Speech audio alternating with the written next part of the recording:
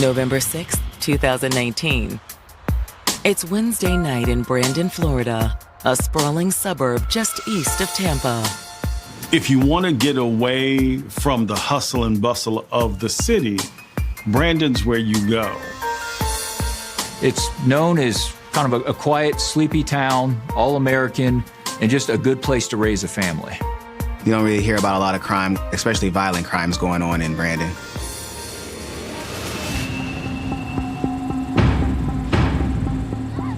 But even safe communities can be rocked by violence. At around 8:30 that evening, Hillsborough County 911 receives a flurry of frightened calls. 911, quick emergency. There were just gunshots fired at our apartment complex. How many shots did you hear? I heard 3 shots. Up there by myself, and I heard all those gunshots. This was a newer apartment complex, very expensive. For everybody that was within earshot, that was a shocking sound to hear. But the real shock is what residents see outside their windows. Someone got shot. Someone is on the ground. Is she awake and breathing? Oh, no, I don't want to go down there. Everybody is afraid. Their quiet evening is shattered by violence. Everyone was locking their doors, pulling down the shades. We've got help on the way out there, okay? When first responders arrive, they find exactly what the callers described. Someone sprawled on the ground next to a car.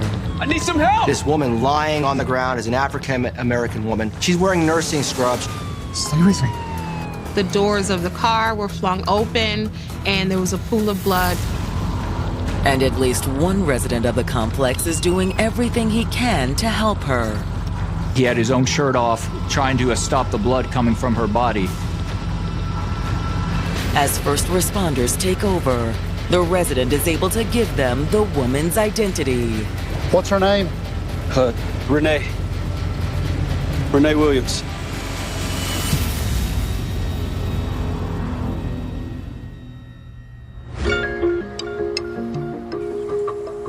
"55-year-old Renee Williams always put others before herself. If you knew Renee, then you knew that her life mission was to help people. Renee Williams was a doting mom. She was a great mom to her children and grandchildren and the children in the community. She had a part-time job as caretaker for disabled adults, but she also was the teacher's aide. She was somebody who really took pleasure, took joy in helping students, helping them learn to read, helping them in their classes. It wasn't about the pay, it was the payoff, making sure that people knew that they were cared about. Renee's students weren't the only ones she cared about either. She looked out for the entire staff at her school. She never thought that she was above anyone. Instead, she brought everybody up, whether it was a custodian, whether it was the younger teachers. Renee, you did not have to do all this. Oh, it's no problem. You know, I really enjoy this. You know I do. And is this for me? It is. Girl, you are too sweet. Oh my goodness. I appreciate you, and I adore you. I appreciate you. She was just an amazing human being, and that comes from the mouths of everyone who knew and loved her. But as fulfilling as Renee's work was, there was still something missing. Renee had raised her children, she now had grandchildren, and while they filled a certain void, there was still this place that she was saving for someone special. As much as she gave, she also wanted to receive. As humans, we want to have someone to come home to or to talk about and confide in. And in May of 2019, she may have finally found that someone. Hey, did someone call about an ant problem? Oh, sure. Yep, right over in that area. Richard Miller was an exterminator. Blue-collar, hard-working guy. People described him as a big teddy bear. Somebody who was goofy, who was fun, somebody who was caring and loving. He was the guy that, while big in stature, was even bigger in heart. Recently divorced, He was also single and looking to get back into the dating game. All done?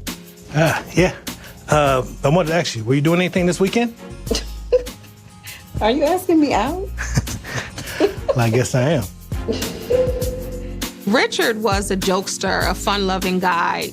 He was kind, he was generous. Now, don't you go change your mind on me now. I won't. I think that the reason that Richard and Renee hit it off was because they were both seasoned. They knew what they wanted out of life, what they wanted from love. And what they wanted was something comfortable and casual.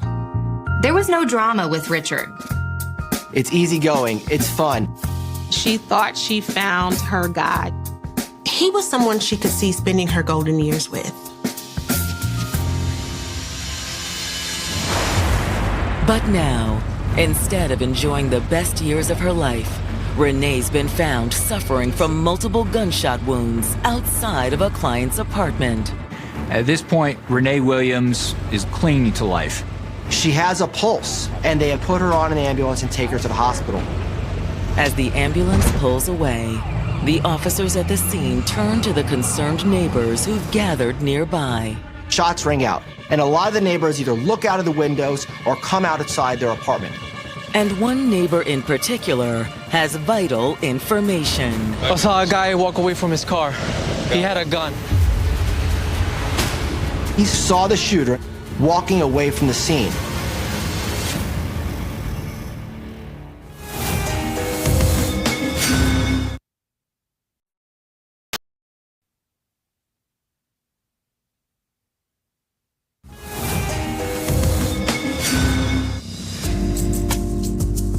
After years of helping others, it looked as if Renee Williams had finally found someone for herself. Richard met a lot of the criteria on Renee's list. He had a job. He was a good guy. No frills, nothing fancy, but he was loving and he treated Renee with respect. I think that Richard, much like Renee, wanted to find love. And when they found each other, it looked like love had an opportunity to come forth. It was supposed to be a romance to last the rest of her life.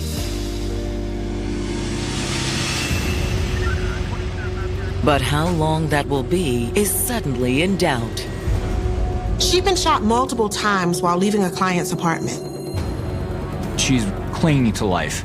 She has 2 gunshots in her chest area, a gunshot in her hip area. While EMTs rush Renee to the hospital, officers at the scene are already getting their first tip on the suspect. I saw a guy walk away from his car. He had a gun. His car had a gun? Officers secured the witness in a patrol car for the detectives and then started blocking off the rest of the crime scene. When detectives arrive, their first order of business is speaking to the witness who saw the shooter. Hey, how's it going? Okay. Can you tell me what you heard or what you saw tonight? A witness said he was the apartment manager and that he was inside watching television when he heard 3 or 4 loud bangs in rapid succession. When I heard that shots, I looked in the window right away. He said that at first he didn't know they were gunshots. There was a lot of teenagers living in this complex, so he assumed they were fireworks at first. You know, since I'm a manager, you know, if there's a fireworks or whatever, I have to go outside and let them know, hey, you can't do that here.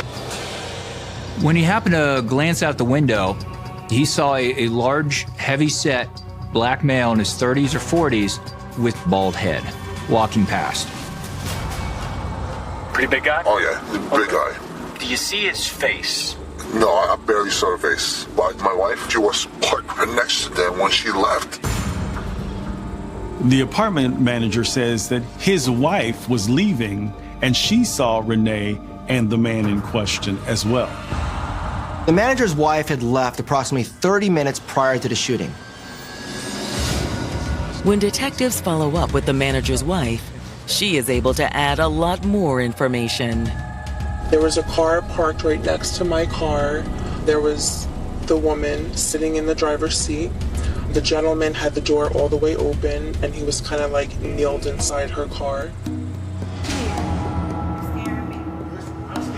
She couldn't hear what they were saying. They were very quiet. But she could tell that this was not a friendly conversation. She noticed Renee Williams was crying as she was sitting in that motor vehicle. I just assumed, she was upset. She had tried to get out of the parking space, but he was actually blocking the ability for her to leave that space. I waited a little bit, thinking maybe he saw me, that he would close the door a little bit for me to back up, because I would have hit the car if I tried to back up. Okay. So I inched my way a little bit. He still didn't see me. I did it again, and then he turned and looked at me. He closed the door a little bit, and then I kind of waved at him saying thank you. There was no emotion, no smile, nothing on his face. She couldn't get over the fact of how his eyes looked. They looked cruel. And had you ever seen either of these people before? I've seen her before. I have a neighbor right across from me, and she was his caregiver. Okay. And what about the gentleman that was with her? No, I'm sorry. Oh, that's okay. However, she does think she could identify him if she saw him again.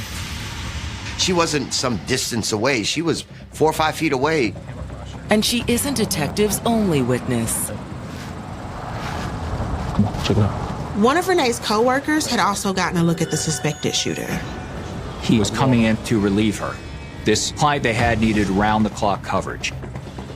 She said bye and said bye back to her, and she walked to her vehicle, and I began to give my clients his routine medications, and then he has a dog and to go outside for a walk.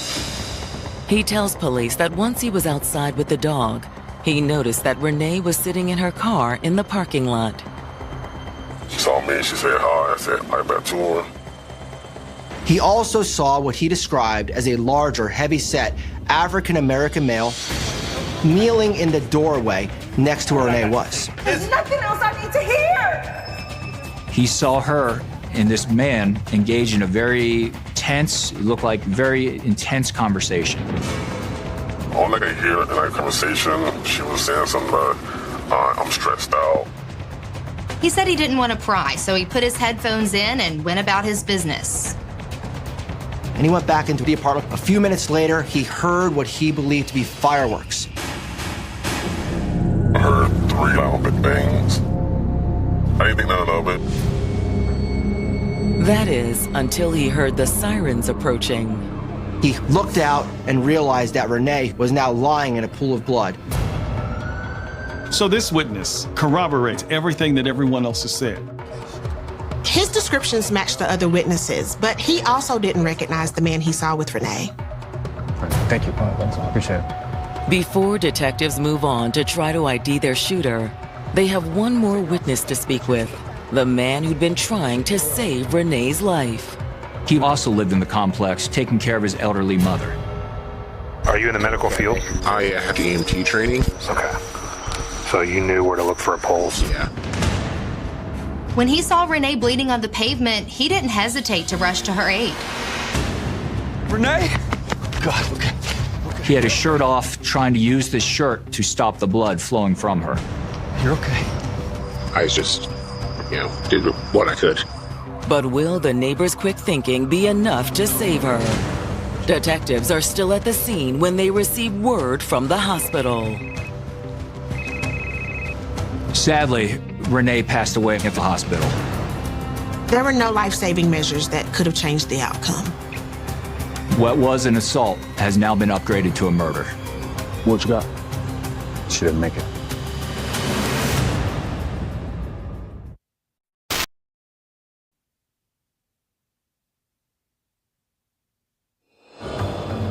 Detectives have received word that Renee Williams has just died in surgery. She succumbed to the injuries, the 3 gunshot wounds that she received. This was crazy, especially in a community like Brandon, Florida. It's a safe community. Is it a random act of violence? Is it a robbery or carjacking? Based on clues at the scene, detectives are fairly certain that isn't the case. Purse wasn't taken. Key's still there in the car. The car is still there. Common sense tells you that if she was a target of a robbery, some of her valuables would have been taken. Witnesses also said she had been talking to the suspected shooter for some time before the shots were fired. They could tell that there was some kind of confrontation going on. It had to be personal. Detectives don't know what the man wanted from Renee, but they are fairly sure of one thing. It didn't go the way that he wanted it to go. Renee could have been telling the assailant, hey, leave me alone. I think that's when that gun came out. Then Renee's killer had calmly walked away. The offender didn't care if there were witnesses. People saw this man. Who in the world would shoot somebody to death in a parking lot where there are hundreds of other residents? This was not someone that lived in the complex because everybody said that they did not recognize him. All witnesses are able to give detectives is a general description of Renee's killer. They all describe seeing an African-American male between 5'9" and 6'2", bald head, larger build. Hoping to learn more, the detectives keep knocking on doors around the complex. They are interviewing multiple people. There were lots of people who heard the shots, but they were unable to find anyone who could tell them any more about the shooting or how the killer fled. And electronic surveillance is unable to fill the gaps. The apartment complex where Miss Williams was killed does not have surveillance video. No one had any doorbell cam or cell phone video of the suspect either. One would think that with as much technology, as much cameras are there, that something would have been seen on camera. In this case, there was absolutely no videos showing who the shooter was. As detectives are wrapping up what they can do at the scene, Renee's son arrives at the apartment complex looking for his mother. At first, people were like, this is kind of suspicious. In these cases, everybody is a potential suspect until they're not. So law enforcement starts questioning him. Well, why are you here? At that point, the police hadn't yet notified Renee's next of kin. So everybody's eyebrows are raised with the son because they're like, how did you know? So what made you come over here?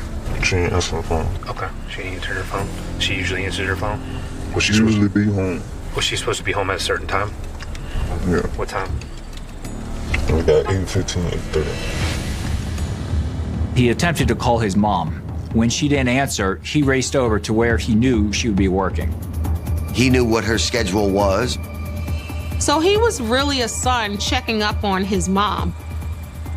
That's when detectives give him the bad news. Okay. So we are working a shooting where a female that was in that car has been shot and unfortunately is deceased. He's obviously upset when he learned that his mother was killed. Take a deep breath, man. When Renee's son recovers his composure, he tells detectives that his mother had recently been afraid of something or someone. Every time she used to ask me to come outside when she get on work. She would ask you to come outside and escort her inside the house? Yeah. Okay. Did she say why? She felt it. This is tough, man. She felt what? She thought you followed her. But if that's the case, who was he? The son is asked who might have done this. Does she have any enemies? He right away started blurting out who he thinks the suspect is. His name is Richard.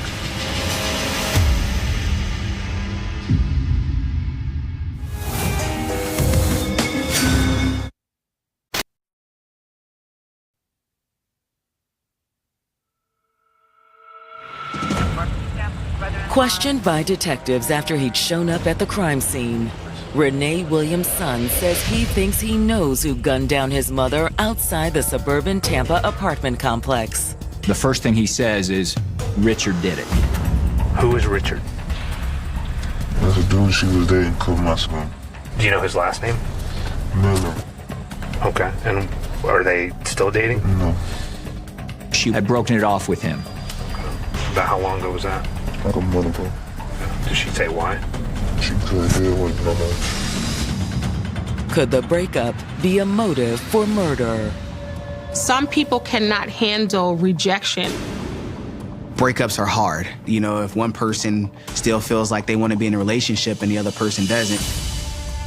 Some men think that they have ownership of the person. If you say, I'm dating you, or you're my girlfriend, then they feel like they have ownership. And how dare you say no to me, or you don't want to see me anymore.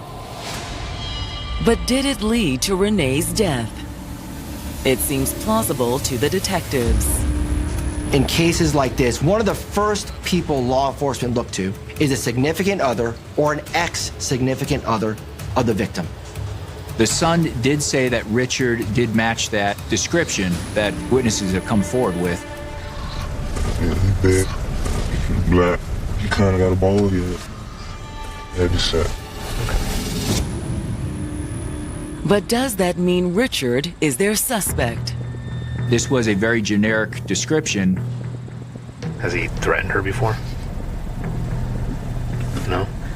Not really, no. Did she ever say specifically that she was afraid of Richard? No. Okay. He cannot point to any past incidents of violence, could not point out to any arguments, any threats that Richard's ever made against his mother. This is what you're feeling? All he could say is, it was just a hunch. But then you ask a question that makes you go, What kind of gun he got?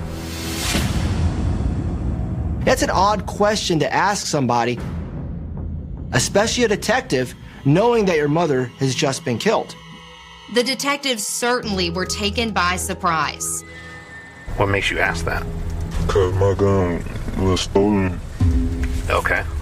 Tell me about that. This happened, like, my gun was stolen, like, in the end of July. Was it taken from your house? Did you last know to have it at your house? It was my car. Car? And what car? In my car. Okay. All right. And what kind of gun was it? According to her son, his gun was a .45 caliber firearm. It matches the murder weapon. Was it reported at all? Yes. It was? Through the sheriff's office? Do you have the paperwork for it, for serial number or anything still?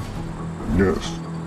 He said he can produce the receipts, but now law enforcement must be thinking, well, why is he mentioning this to us now? Why is he asking us about this firearm? Anything else you can tell me?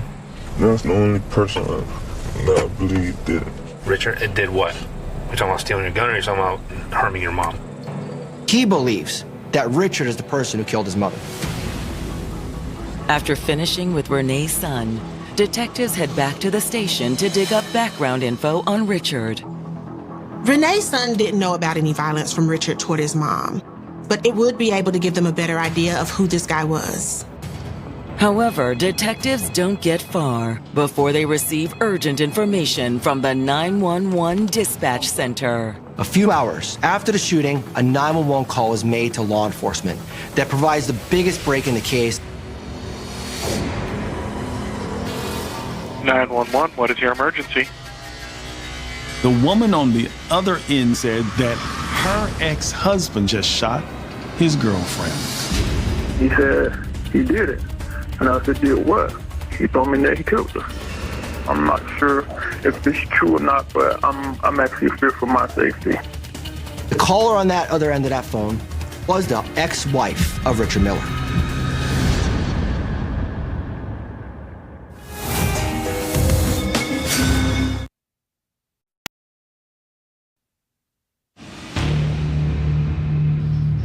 Richard Miller's ex-wife has called 911 claiming he'd confessed to shooting his girlfriend, Renee Williams. And when did he tell you this? Maybe about half an hour ago. In person? Yes. According to Richard's ex-wife, he'd shown up at her house just as she was leaving to go to the store. I seen you parked behind my car, And then I asked him, I said, what's your problem? The ex-wife is confused on why he's acting the way he's acting. He's a little erratic. He's a little odd acting. What's wrong with you? He looks disheveled. He looks upset. And he says something to her. Are you ready for this? That's when he confessed. He said he did it. And I said, did what? He told me that he killed her. I don't know what was going through that ex-wife's mind. I would be scared. I asked him, why would he come tell me? Why come tell me? I don't need to know that information. That wasn't from him to come tell me. Then he told me that he was going to harm himself. Because I might kill myself next. Okay, just calm down, okay? She was extremely worried. And not just about Richard. If he's willing to harm himself, is he also willing to harm her as well?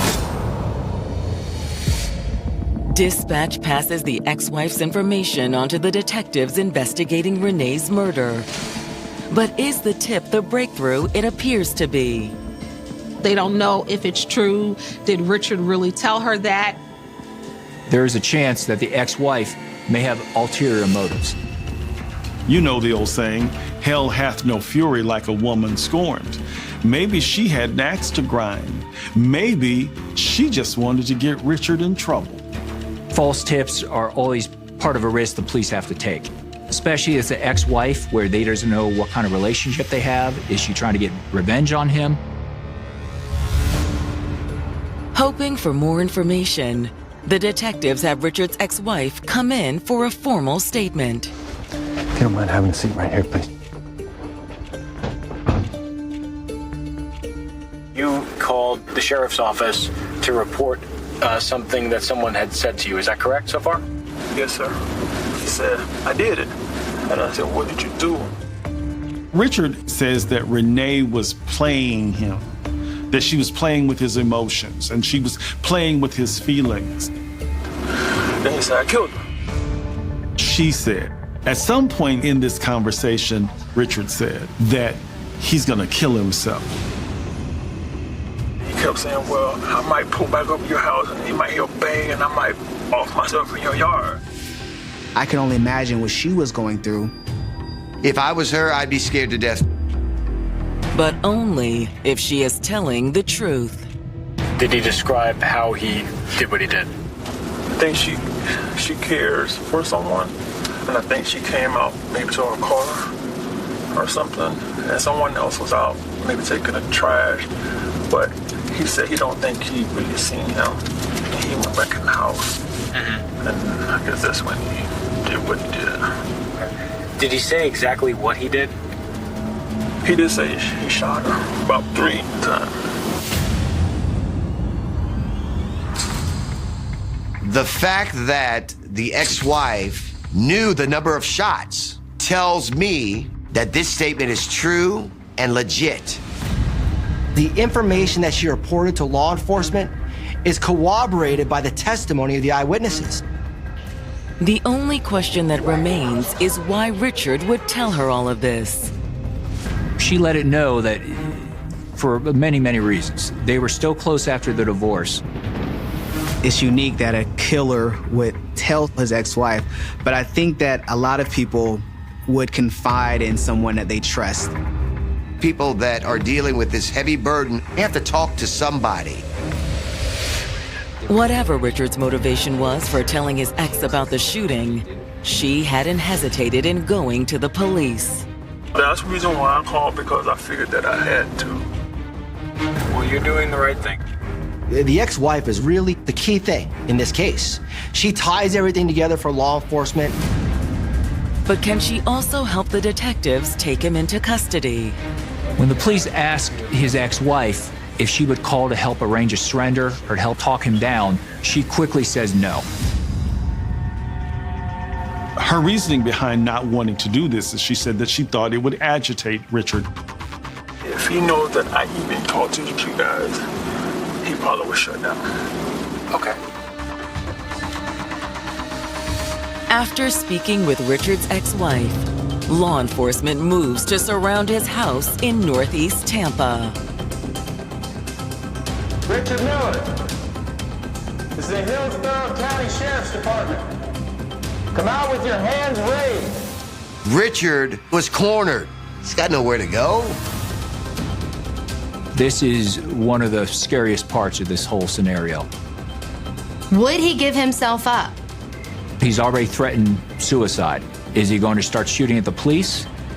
We call that suicide by cop.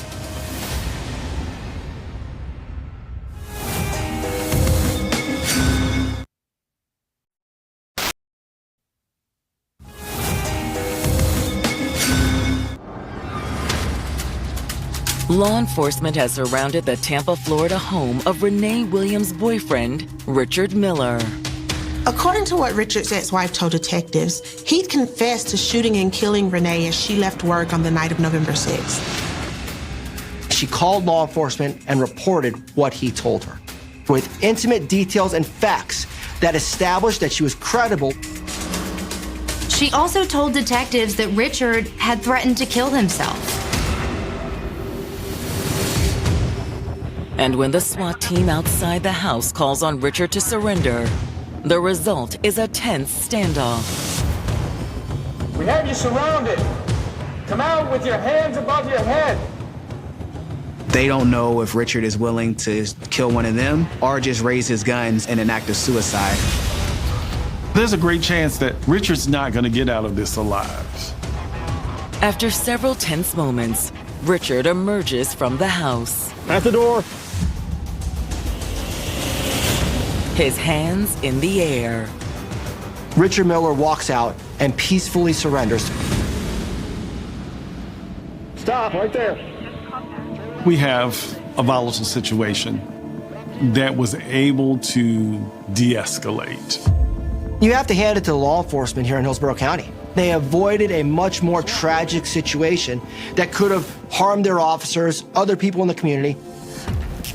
With Richard in custody, detectives moved inside and searched the house. In their search, the police found what would be assumed to be the murder weapon. It was the .45 caliber handgun. It was the same caliber as the shell casings found at the scene. The serial number isn't a match for the gun Renee's son reported stolen, but that makes little difference for the murder investigation. By now, the police are fairly confident with all the evidence they have that Richard is the killer. Not that his arrest is much comfort to those who loved Renee.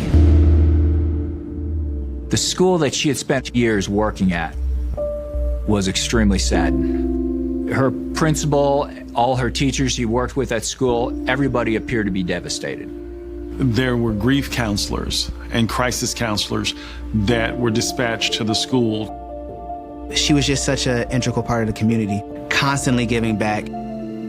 Renee was one of those kind of people that when you were in her presence, you felt blessed. So much so that the end of life for her left such an indelible hole that it was necessary for there to be somebody there to help them work through this process.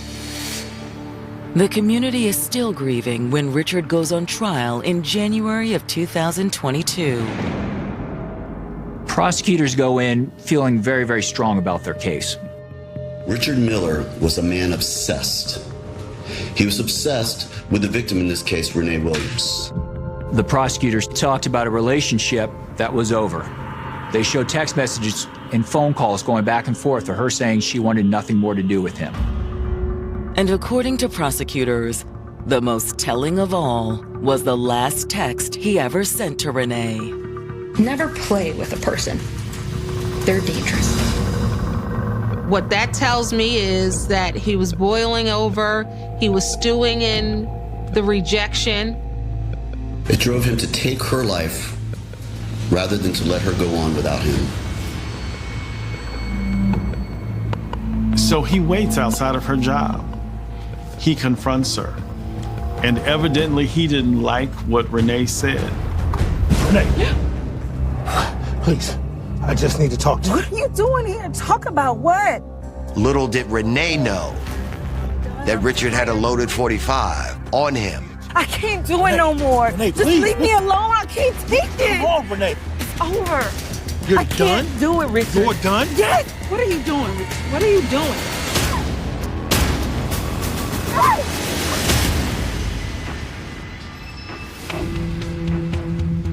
This guy shot her at close range with a .45 3 times. You don't survive that. He decided to take the very life of someone he claimed he loved. He shot her and he killed her. How selfish was that? You claim to love this person who brought such great joy into your life, and instead of letting them live that life, you bring sorrow. Talk about selfish. I can't think of a more heinous and brutal way to show how selfish he was. To prove that it was Richard who pulled the trigger, the prosecutors put the apartment manager, his wife, and Renee's co-worker on the stand. They all identified Richard Miller as the person who shot Renee Williams. The prosecutors also put Richard's ex-wife on the stand. Her testimony didn't go quite the way they planned. When she was put on the witness stand, she was reluctant. She refused to go into the details that she did with law enforcement. Do you recall telling the police that he told you, I killed her? I don't. Maybe she felt that she wasn't being loyal. Maybe she felt that she was betraying him. Maybe she was afraid that if Richard got off, that he would come after her next. Whatever her reasons, the prosecutors were left scrambling. What they thought was such a strong case, they may end up getting blown out. But it's unlikely. The prosecutor played back Richard's ex-wife's own 911 call. He said he did it. And I said, did what? He told me that he killed her. Of course, her 911 call was recorded, so now she can't really backtrack what she said. In the end, it all comes down to what the jury believes. It took a jury 2 hours to convict Richard Miller of premeditated first-degree murder. Last-minute quick thinking of the prosecution possibly saved this whole case. He was sentenced to life in prison by the judge, without parole. He'll be spending the rest of his life in prison. It's a welcome development in the fight for justice for Renee. Without a doubt, I think it was an appropriate verdict. The family was very relieved when they heard about the quick guilty verdict. The community rejoiced, and that now Renee could finally rest in peace. But at the end of the day, Renee's absence will still leave a gaping hole in her family, her school, and community. The school loved Renee so much that they decided to dedicate a memorial garden in her honor because she impacted that school in ways that only she could. All murder is sad. All murders can be senseless, but it always cuts a bit deeper when the victim is somebody whose life was literally spent helping others and giving back to others. Renee Williams was exemplary in the way she transcended across all boundaries to reach out and touch and help people. Always giving, always being there, always providing that ear of comfort to those who needed her. My mother used to talk about the fact that there were angels amongst us. I believe that Renee was one of those angels. And we can only hope that some of the people that Renee touched will go on to touch others, and they'll pay it forward. The night fell over Savannah with a suffocating, almost tangible heaviness, the kind that presses down on the skin and seeps into the bones. Streetlights flickered along desolate streets, casting long, trembling shadows that merged and twisted with the darkness, making it hard to distinguish what was real and what was imagined. The air was thick with humidity, the remnants of a storm that had passed hours earlier, leaving puddles that reflected the neon glow of convenience stores and bars. Somewhere in the distance, a dog barked sharply, the sound echoing through the empty streets like a warning, a reminder that life carried on in a city that often seemed suspended between the ordinary and the extraordinary. It was on nights like these that fear could travel, almost like a living entity, creeping silently along the edges of human consciousness, waiting for the right moment to strike. The first whispers of terror began innocuously. Women walking alone along dimly lit streets felt eyes on them they could not see. Doors to houses closed with a little more force, and car doors were locked with hurried, trembling fingers. Savannah, with its charming squares and moss-draped oaks, had always carried a veneer of southern hospitality, a picturesque calm that could lull residents into a false sense of security. But beneath that charm, beneath the gentle swing of lanterns and the slow, melodious hum of cicadas, danger moved with deliberate patience. The city's west side, often overlooked by tourists, held secrets the light never fully penetrated. It was there that Edward Wilkins Jr. would make his mark, a shadow within shadows, a predator whose presence was signaled only by the finality of gunfire. October 15, 1999, began like any other fall day, with a chill lingering in the morning mist that clung to the streets. By evening, the city was draped in the kind of silence that seemed almost unnatural, a stillness heavy with anticipation. Tracy Grayman, a young woman navigating her way through the hardships of life, found herself walking a path she had walked countless times before, unaware that this night would break the rhythm of her existence. Every step she took seemed ordinary until a figure emerged from the shadows, almost imperceptibly at first. There was a pause, a quiet that seemed to hold the breath of the world. Then, without a word, the air split with the sharp report of a gun, echoing off brick walls and iron fences. Panic surged as instinct overtook thought, and the encounter escalated in a blur of violence, leaving the echo of bullets as the only witness. That night, for Tracy, the world was reduced to a series of sharp pains, and the surreal clarity of survival instinct kicking in at the exact moment life demanded it. Across the following months, a pattern emerged, subtle at first, but undeniable. The city's pulse was punctuated by acts of violence that seemed almost ritualistic, each incident carrying the same chilling signature: a woman alone, vulnerable, and unarmed, confronted by a man who wielded death as effortlessly as some wield a pen.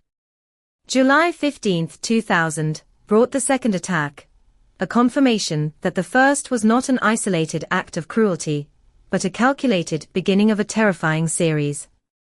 Savannah's streets, which once held the comfortable cadence of familiar routines, now carried an undercurrent of dread. Mothers called their daughters home earlier, friends insisted on walking each other to cars, and even those who felt safe began to look over their shoulders, to question every flicker in the corner of their vision. The city had become a stage on which fear performed, and Edward Wilkins Jr., a man previously anonymous in the tapestry of urban life, had become its unseen orchestrator. The autumn rains gave way to a humid summer, but the fear they washed away remained. On November 26, 2000, another name was etched into the ledger of the unknown. Each murder, each attempted murder, bore the hallmark of methodical precision.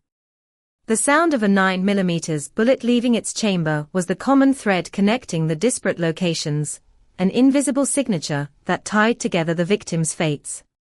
Investigators began to piece together the puzzle, though the pieces were jagged and incomplete. Evidence at the scene, a shell casing here, a footprint there, the faint but indelible trace of DNA, spoke in a language that only forensic science could interpret. But to the public, to the women still walking these streets, these signs were invisible. What was visible was the growing unease, the shared, unspoken understanding that someone was moving among them, watching, waiting. And then, as if to mock the city's sense of time and celebration, the fourth attack occurred on December 25, 2000. The day, marked by lights and laughter, became yet another testament to Wilkins' capacity for cold calculation. The juxtaposition of violence against the backdrop of a holiday, a day when families gather and traditions are honored, was stark and almost unbearable. Those who survived the encounter were left with more than physical scars. They carried the memory of moments when life hung by a thread, when a stranger's intent could decide their fate with a single pull of a trigger. Survivors like Tracy Grayman became living testimonies to the chaos that had been injected into everyday life, embodying both resilience and the lingering shadows of trauma. As the investigation unfolded, the city of Savannah became a labyrinth of fear and conjecture. Law enforcement officers worked tirelessly, following leads that led nowhere, chasing shadows that slipped just out of reach. Every alleyway, every parked car, every casual passerby could be a potential witness, or worse, a potential victim. Wilkins' strategy, methodical and patient, exploited these ordinary spaces, transforming familiar routes into arenas of danger. The investigative team faced the dual challenge of protecting the public while trying to understand a mind that was, in many ways, opaque, a mind that revealed itself only through the violence it inflicted. Forensic evidence slowly began to paint a picture of Wilkins' presence at each scene. Bullet casings and fragments of shell matched across the attacks. DNA samples linked him irrevocably to at least 2 incidents. Yet the process was painstaking. The city could not sleep, not fully, not safely, while the question of his next move lingered like a storm on the horizon. Residents learned to move differently, their lives punctuated by cautious glances and calculated movements. The very rhythm of daily life was altered. Convenience store visits, late-night drives, even casual strolls became exercises in vigilance. The city, once bathed in the soft glow of its historical charm, now felt like a tableau of suspense, every shadow a potential threat. The early days of 2001 brought no comfort. Wilkins remained at large, his actions leaving a trail of both tangible evidence and intangible terror. News outlets reported each incident with a careful balance of horror and restraint, emphasizing the randomness of the attacks while trying not to incite panic. Conversations at kitchens and community centers shifted. Mothers advised daughters on how to walk safely, men offered to accompany friends home, and the city collectively held its breath. Each encounter, each incident, added weight to the sense of inescapable danger, a realization that normalcy was fragile and fleeting. Savannah had become a city both aware and unknowing, its residents caught between the allure of routine and the threat of the extraordinary. In the midst of this chaos, law enforcement began to piece together what would eventually become the blueprint for Wilkins' capture. Investigators analyzed crime scenes with meticulous care, noting the smallest anomalies, tire tracks, the angle of gunfire, and even the manner in which victims were approached. Interviews with survivors, family members, and casual witnesses became critical, providing glimpses into behavior patterns that might otherwise have gone unnoticed. Each clue was a thread, a potential lifeline connecting the scattered and disjointed incidents into a coherent narrative.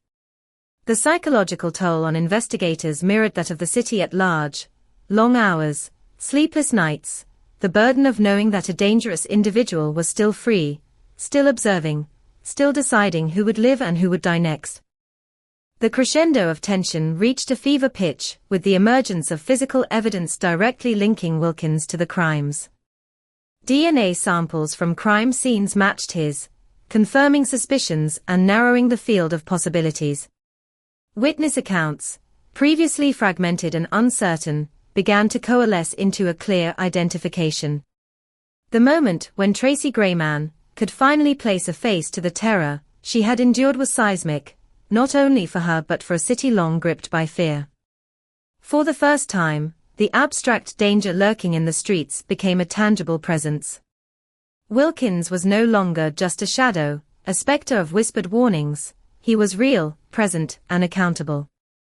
Yet even with this breakthrough, the weight of the preceding months lingered, an indelible mark on every corner of the city he had haunted. By the time authorities prepared to confront Wilkins, Savannah had changed irrevocably. The streets retained their charm, the moss clinging to oak trees still swayed gently in the southern wind, but beneath the surface, the city carried the memory of violence. Fear, once a distant hum, had become part of the rhythm of daily life. Families approached each day with a quiet wariness, and survivors navigated their paths with cautious vigilance. For those who had been directly affected, the women who had faced the threat, the families who had lost loved ones, the city was a reminder of the fragile boundary between safety and danger, life and death.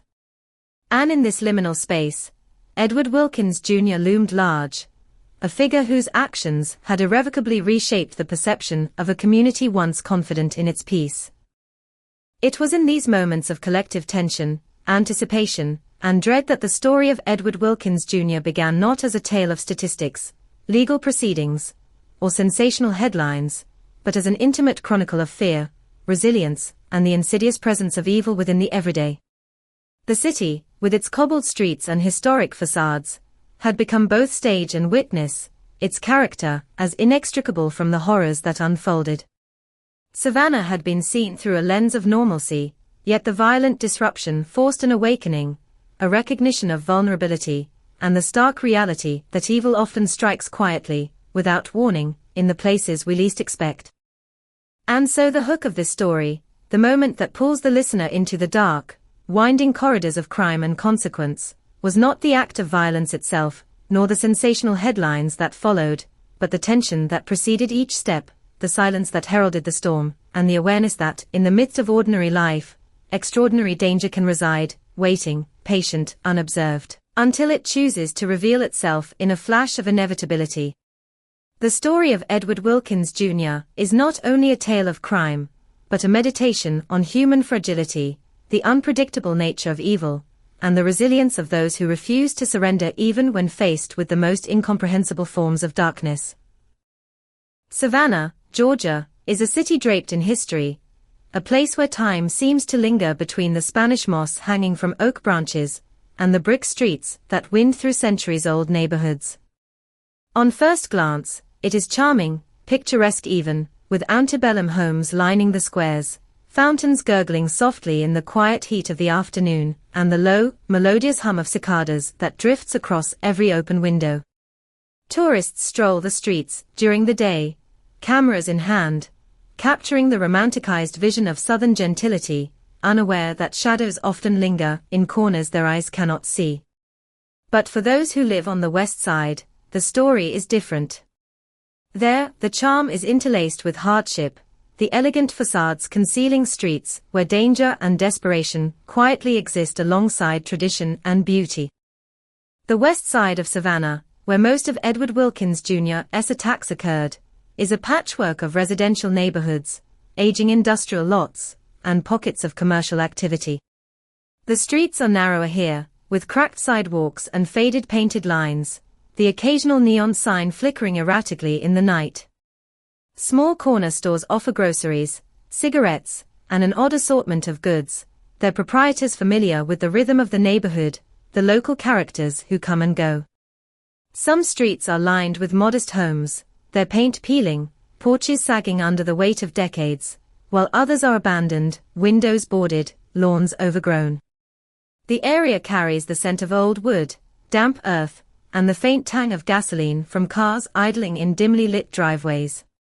It is ordinary and unremarkable on the surface, and yet, in that ordinariness, it becomes fertile ground for someone like Wilkins to operate unnoticed, blending into the rhythm of the city while committing acts that would shatter its fragile sense of safety.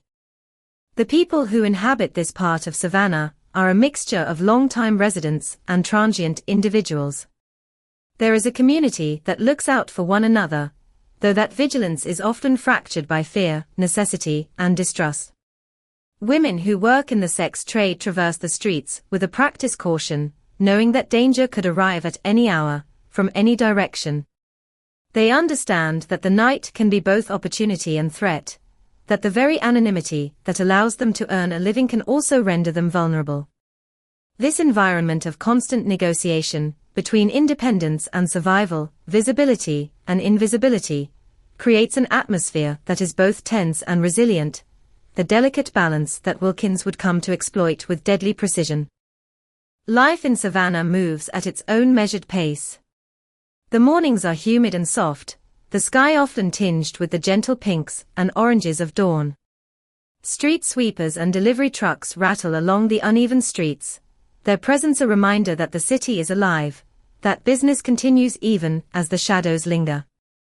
By midday, the sun beats down relentlessly, casting shimmering heat waves off the asphalt and making the moss-covered trees appear almost surreal in the blur of the afternoon. Children play in the yards, their laughter mingling with the distant wail of train horns, while adults go about their daily routines, shopping, commuting, working, surviving. It is a rhythm of ordinary life, punctuated by the occasional disturbance, the minor inconveniences that are part of living in an urban landscape. Yet even in this seeming normalcy, the potential for disruption exists, invisible, patient, waiting for the right moment. As evening approaches, Savannah transforms. The sun sinks low behind the rooftops, stretching shadows long across the streets and squares. The air cools slightly, carrying with it the faint smell of rain, or the lingering scent of warm asphalt. Porch lights flicker on one by one, casting circles of yellow light onto the sidewalks below.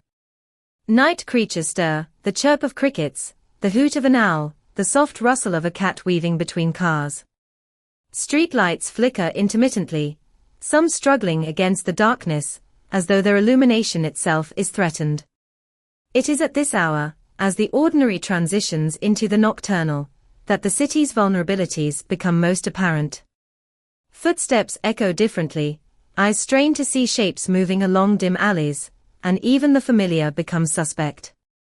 Wilkins understood this rhythm. He moved within it, using the city's natural progression from day to night as camouflage, allowing him to observe, select, and strike without immediate detection. The neighborhoods themselves each carry a distinct character. Some blocks are lined with small, tightly packed houses, their porches filled with chairs and the remnants of everyday life, old newspapers, empty flower pots, discarded toys. Other blocks are more industrial, with abandoned warehouses, cracked pavement, and chain-link fences topped with barbed wire. In the industrial sections, the nights are quieter, almost eerily so, broken only by the occasional distant hum of a truck engine, or the rustle of wind through debris. These spaces, less trafficked, offered the ideal environment for someone like Wilkins. The combination of limited foot traffic, sparse lighting, and the expectation that unusual activity could be ignored made them perfect arenas for predatory behavior. The victims often traversed these streets as part of their work, unaware of the specific threat stalking them, but acutely aware of the general dangers that lurked in an environment that did not offer full protection. Savannah's social dynamics added layers of complexity to the city's atmosphere. The West Side's population included people who were struggling economically, facing unemployment, addiction, or a lack of social support. These challenges, while not causal, created vulnerabilities that predators could exploit. The sense of community, while present, was fractured by fear and survival imperatives. Many residents developed informal networks, exchanging information about suspicious individuals or dangerous situations, but these networks were limited by mistrust, mobility, and the constant threat of crime. In this context, Wilkins' actions not only targeted individuals, but also disrupted the fragile social equilibrium, heightening fear, suspicion, and the sense that safety was always conditional. The temporal aspect of Savannah's rhythm also played a role in setting the stage for Wilkins' crimes. The passage of seasons brought subtle, but significant changes. The intense humidity of summer made streets feel oppressive, shadows heavier, and nights restless. Fall introduced a slight relief, but with it came earlier darkness, longer evenings, and the way light interacts with moss-draped trees, creating shapes and illusions that challenge perception. Even small weather changes, fog rolling in from the river, a sudden rainstorm, the drop in temperature after sunset, altered how residents moved and how predators could operate. Wilkins' attacks did not occur in a vacuum. They were woven into these environmental and social rhythms, exploiting both the physical and psychological terrain of the city. Each encounter, each choice of location and timing, reflected an intimate understanding of Savannah's spatial and temporal dynamics. Transportation within the city further framed the landscape of danger and opportunity. Narrow roads and winding streets mean that even short distances could take longer than expected, giving predators and victims alike time to assess, react, or, tragically, fail to react. The city's buses, while a lifeline for many, ran on predictable schedules, creating patterns that could be anticipated or exploited. Parking lots, alleys, and even private driveways became potential sites of encounter. Wilkins' movements suggest a careful observation of these patterns, a patience that allowed him to strike at moments of maximal vulnerability. For residents, the randomness of these encounters created a pervasive anxiety, a sense that even familiar routes could harbor unforeseen threats. Savannah, in its beauty and complexity, was transformed from a stage of routine life into a labyrinth where trust and safety were constantly under negotiation. Nightlife added another layer of texture to the city's environment. Bars, late-night diners, and small clubs provided spaces for work, leisure, and social interaction. Some were well-lit, crowded, and noisy, others were tucked away on side streets, dimly lit and sparsely populated. For women working in the sex trade, these locations were both sources of income and potential danger. The choice of whom to interact with, where to linger, and when to leave became exercises in constant risk assessment. Wilkins' attacks often occurred in the transition between these spaces, between a client's car and the street, between one neighborhood and another, during moments when vigilance might momentarily lapse. The city's character, its rhythm of work and leisure, provided both the context and the camouflage for his crimes. Yet, for all the tension and threat, Savannah maintained a certain resilience.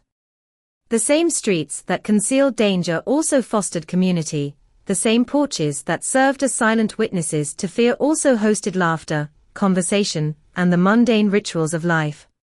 Families gathered for dinners, children played in yards, neighbors exchanged greetings across fences. These ordinary interactions coexisted with the undercurrent of fear, creating a dynamic tension that defined the city's lived experience during this period.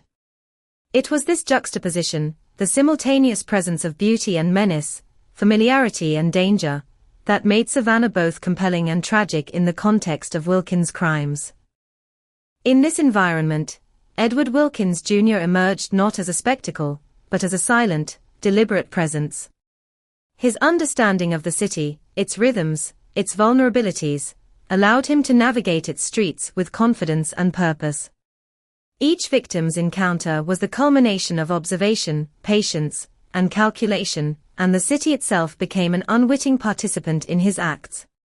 Savannah's charm, its history, its sensory richness, provided the backdrop against which ordinary life collided with extraordinary violence. Understanding the city, the way its people moved, how its nights were structured, how its streets spoke to those who paid attention, is crucial to understanding the trajectory of Wilkins' crimes, and the profound impact they had on the community he targeted. As the sun sets and rises, as the rhythm of Savannah's streets continues, the shadow of Wilkins' presence lingers. The city, its people, and the neighborhoods he infiltrated were forever altered. Life would continue, but the memory of danger, the knowledge that violence could erupt even in familiar spaces, became woven into the social and psychological fabric of the West Side. Savannah's streets, in their beauty and complexity, held both the memory of terror and the resilience of those who survived. The city itself, a silent witness, bore the imprint of his crimes, a reminder that even in a place defined by history and charm, the darkness of human intent could find its way in and leave an indelible mark. The women who became entangled in the shadow of Edward Wilkins Jr. were not statistics, not nameless victims, but human beings with lives, struggles, dreams, and fears. They were daughters, sisters, friends, women who carried within them stories that the world never fully knew. To understand the gravity of Wilkins' crimes, to feel the weight of his presence, one must first step into the worlds of those he hunted, to inhabit their routines punctuated by danger, but also by hope, laughter, and resilience. Each of them navigated a life fraught with economic hardship and social marginalization, yet each carried a spark of individuality that resisted the darkness looming at the edges of their existence. Tracy Grayman was 23 when she encountered Wilkins, the last victim to survive his attacks. To those who knew her, she was quiet but assertive, a woman who had learned to negotiate her path in a world that often offered few choices. Her work, often misunderstood by outsiders, demanded vigilance, a constant awareness of surroundings, and an unspoken negotiation with danger itself. Tracy had a laugh that could fill a room despite the difficulties she carried, and her eyes held a certain wariness that reflected not only her environment, but the sharp intelligence required to navigate it. On the night she faced Wilkins, she walked along familiar streets, her mind occupied with the mundane, money owed, clients scheduled, the practicalities of daily survival. There was no hint in her movements, no forewarning, that this ordinary night would become extraordinary in its terror. Charles Bolden, in contrast, had a different rhythm to his life, though the intersection with Wilkins would be just as fatal. His world was smaller, contained within the neighborhoods he knew and the routines he had established. He was known to acquaintances as someone persistent, someone who kept to himself yet observed the people and events around him with a watchful eye. There was a meticulousness to his habits, a method to how he moved through the streets, which paradoxically made him visible to Wilkins' predatory eye. The day of the attack, Charles had followed his usual route, unaware that every footstep, every glance over his shoulder, was being counted, measured, and exploited by someone whose intent was lethal. His presence, ordinary and unremarkable, became the canvas on which Wilkins painted his violence. John Andrea Wiggins was younger, only 21, with a vibrancy that belied the hardships of her life. She carried herself with a cautious grace, a mixture of defiance and vulnerability that reflected both her circumstances and her personality. Those who interacted with her noticed a mixture of resilience and weariness, a duality common among those navigating precarious urban environments. On the night of her attack, she moved with a sense of routine, each action rehearsed, each step calculated. Her awareness of risk did not extend to the person who would target her, a man who had been observing patterns across the city, learning when and where to strike. John Andrea's story, like that of the others, is not reducible to the moment of attack. It is the accumulation of decisions, experiences, and interactions that placed her in proximity to Wilkins, making her life tragically intersect with his. Jan Pringle, perhaps the most enigmatic of the victims, lived in the shadows of Savannah's west side with a sense of pragmatism born of necessity. Her life was marked by challenges that demanded resilience, and she had cultivated an understanding of the city's rhythms that was keen and precise. She knew the streets, the timing of patrols, the patterns of potential clients, and the ways in which her presence could either blend or stand out. Yet Wilkins' strategy was indifferent to individual awareness. His actions were informed by observation of broader patterns, by the gaps in the city's protective mechanisms, and by the vulnerabilities inherent in the lives of the women he targeted. Jan's daily choices, the small routines she undertook to survive, were rendered meaningless in the face of his calculated intent. Each of these women shared certain commonalities. They moved through public and private spaces with an acute sense of risk, aware that their visibility carried potential threats. Their experiences were shaped by a social environment that often rendered them vulnerable, economic hardship, social marginalization, and a public perception that diminished their humanity. Yet within these constraints, they exhibited remarkable adaptability. They cultivated intuition, reading subtle cues in the behavior of strangers, assessing the safety of a street corner or a parking lot, and negotiating the fine line between opportunity and peril. This intuition, honed over months or years, was a testament to their resilience, even as it ultimately proved insufficient against a predator who had studied and anticipated these very behaviors. To understand the impact of Wilkins' crimes, one must also consider the networks these women inhabited. They were not isolated individuals. Their lives intersected with friends, clients, family members, and casual acquaintances. Each interaction carried the potential for safety or exposure, and the social matrix of their existence was complex, layered with trust, suspicion, and practical necessity. Family members worried, often silently, about their absence or late-night activities, while friends offered advice, warnings, and companionship. These networks, while sometimes fragile, provided glimpses into the ordinary dimensions of life that existed alongside the extraordinary dangers they face. The attacks disrupted not only individual lives, but also these interconnected networks, spreading fear, grief, and uncertainty through a broader social fabric. The physical environment of Savannah also shaped these women's experiences.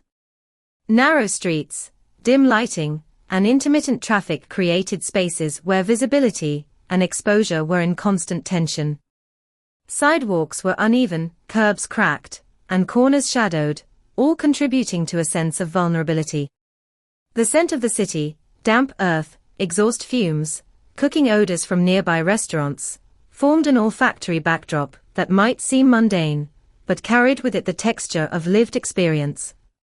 Sounds punctuated the night, distant sirens, the clatter of a loose metal shutter, the rustle of leaves or trash in a sudden breeze, reminded residents that the city was both alive and indifferent. For the women who would encounter Wilkins, these sensory elements were the stage on which their vulnerability was rendered tangible, their ordinary routines intersecting with extraordinary danger. Beyond the physical and social environment, the psychological terrain these women navigated was fraught with complexity. They balanced hope with caution, freedom with vigilance, autonomy with the constant awareness of risk. Their identities, shaped by circumstances and choices, were not reducible to their occupation, or the spaces they occupied. Tracy, Charles, John Andrea, and Jan each carried personal histories, aspirations, and emotional landscapes that defined them as individuals. Their experiences encompassed joy, fear, attachment, loss, and resilience. The attacks did not merely end lives or inflict harm, they disrupted these intricate internal worlds, leaving echoes of trauma that would persist far beyond the immediate physical consequences. In examining the victims' stories, one must also consider the moments before contact with Wilkins, the ordinary routines that would unexpectedly intersect with his predation. These were not heroic acts in the traditional sense. They were the mundane choices of survival, the habitual paths taken without thought to the extraordinary risk that would soon arrive. Every footstep, every glance over a shoulder, every choice of a darkened street, or a slightly brighter route played into a narrative of vulnerability that Wilkins would exploit. Understanding these moments is essential, for they humanize the victims, demonstrating that it was not recklessness or foolishness that placed them in danger, but the precariousness of life within an urban environment where threats could appear without warning. Tracy Grayman's survival provides a particularly vivid window into the victim's experience. Her ability to recall the license plate of Wilkins' vehicle, despite the trauma she endured, illustrates the acute observation and presence of mind that these women often developed out of necessity. The terror she experienced, the flash of metal, the sudden pain, the instinctive reactions, cannot be overstated. Her endurance, both in the immediate aftermath and in the protracted process of investigation and testimony, highlights the resilience that coexisted with vulnerability. Tracy's story, like those of the others, is one of courage intertwined with the harsh realities of exposure to predation, a narrative of survival that offers insight into the human capacity to endure even when confronted with the incomprehensible. Charles Bolden, John Andrea Wiggins, and Jan Pringle, by contrast, illustrate the fragility of life when confronted by a calculated predator. Their routines, seemingly ordinary, were disrupted in an instant by a force they neither anticipated nor could effectively resist. The abruptness of the attacks, the absence of warning, and the finality of gunfire underscore the randomness and brutality of Wilkins' pattern. Yet even in their deaths, Their stories convey richness and depth, reminding us that the lives lost were not empty or disposable, but vibrant and nuanced, cut short by circumstances beyond their control.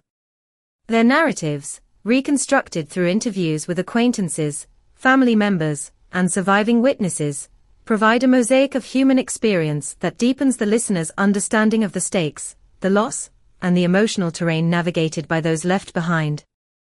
The families of these women carried their own narratives of anticipation, fear, and grief. Parents, siblings, and extended relatives experienced a mixture of concern, frustration, and helplessness as the attacks unfolded.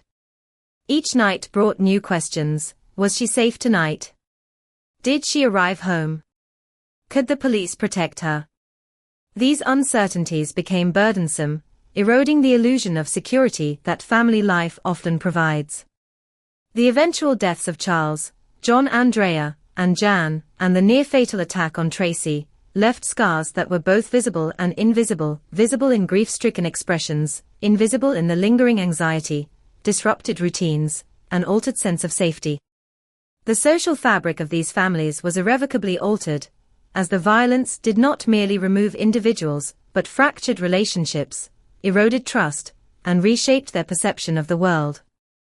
While the victims shared social and environmental commonalities, each was a distinct individual navigating life with agency, intelligence, and personal history. Their experiences provide a window into the human dimension of Wilkins' crimes, transforming abstract statistics into stories that resonate with empathy, fear, and reflection. The streets of Savannah, while neutral in their geography, became charged with meaning as the backdrop to human drama, danger, and resilience. Understanding the women's lives, the routines, the interactions, the subtle negotiations of space and time, allows for a deeper comprehension of the narrative, elevating it from a series of criminal acts to a meditation on vulnerability, survival, and the consequences of encountering a predator who has studied and exploited these dimensions. In telling the story of these women, one must resist reducing them to mere victims or cautionary examples.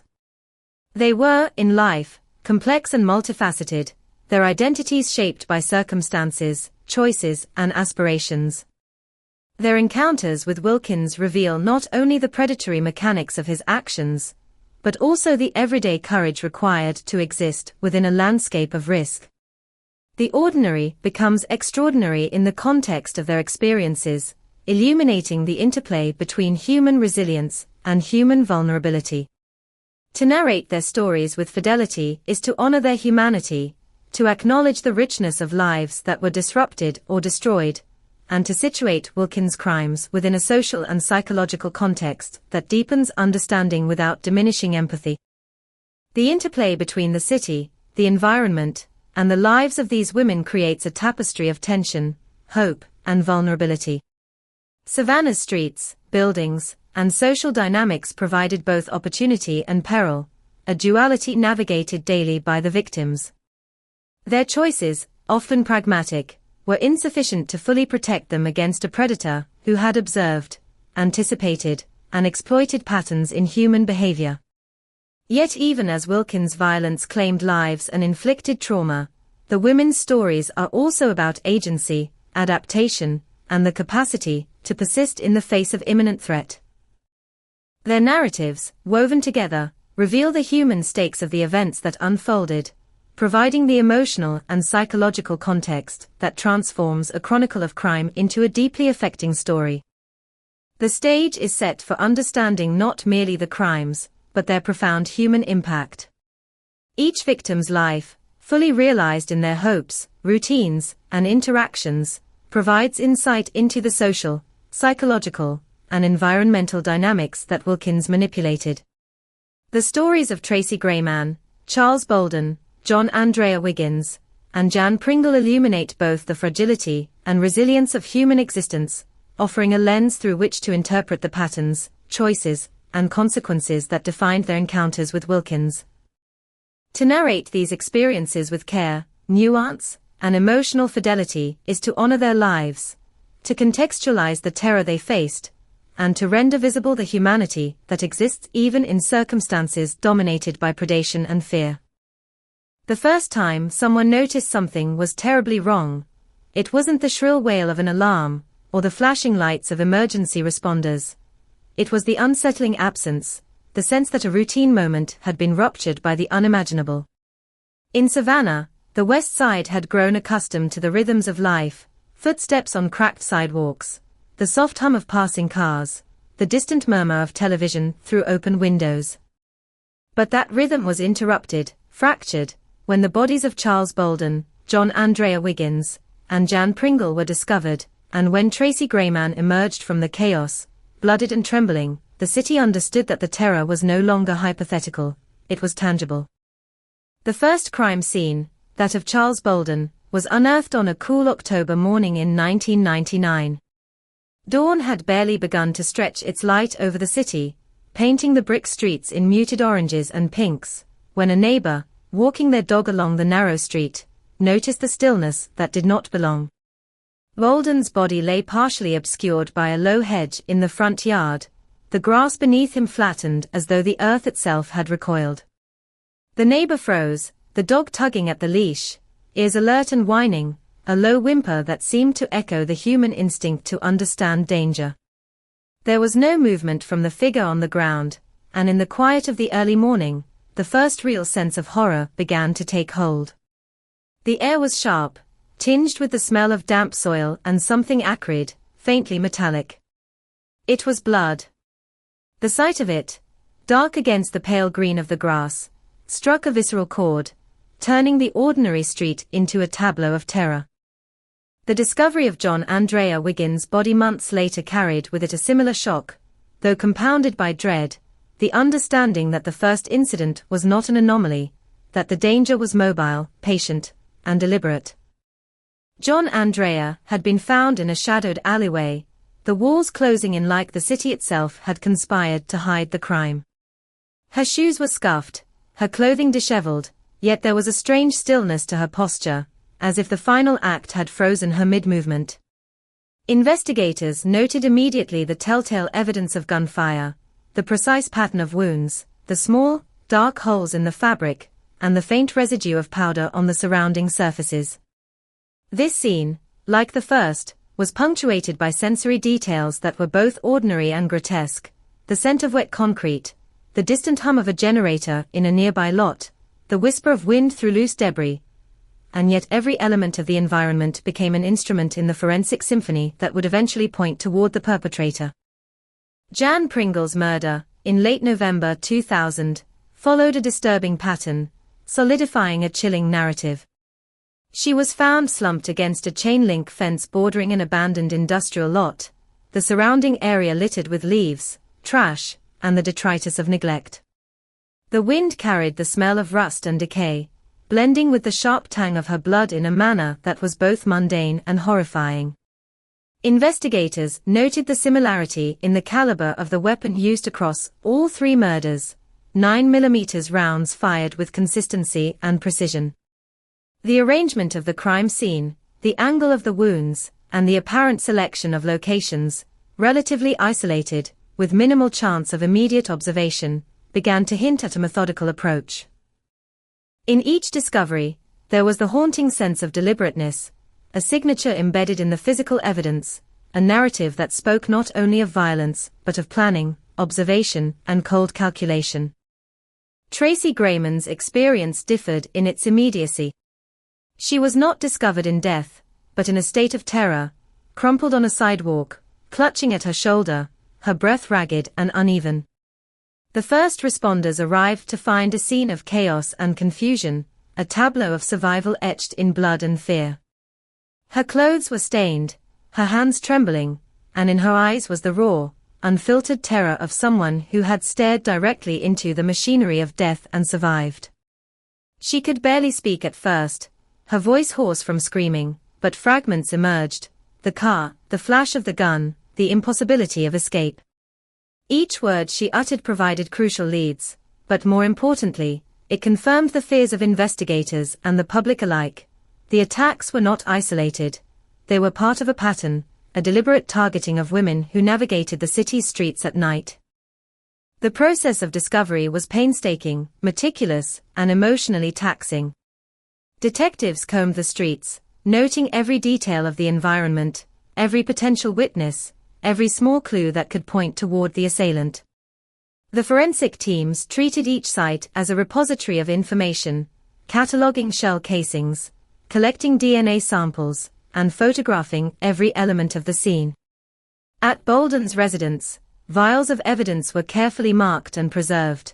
The angle of the bullet holes in walls and window frames were measured, recorded, and later cross-referenced with ballistics data from subsequent scenes.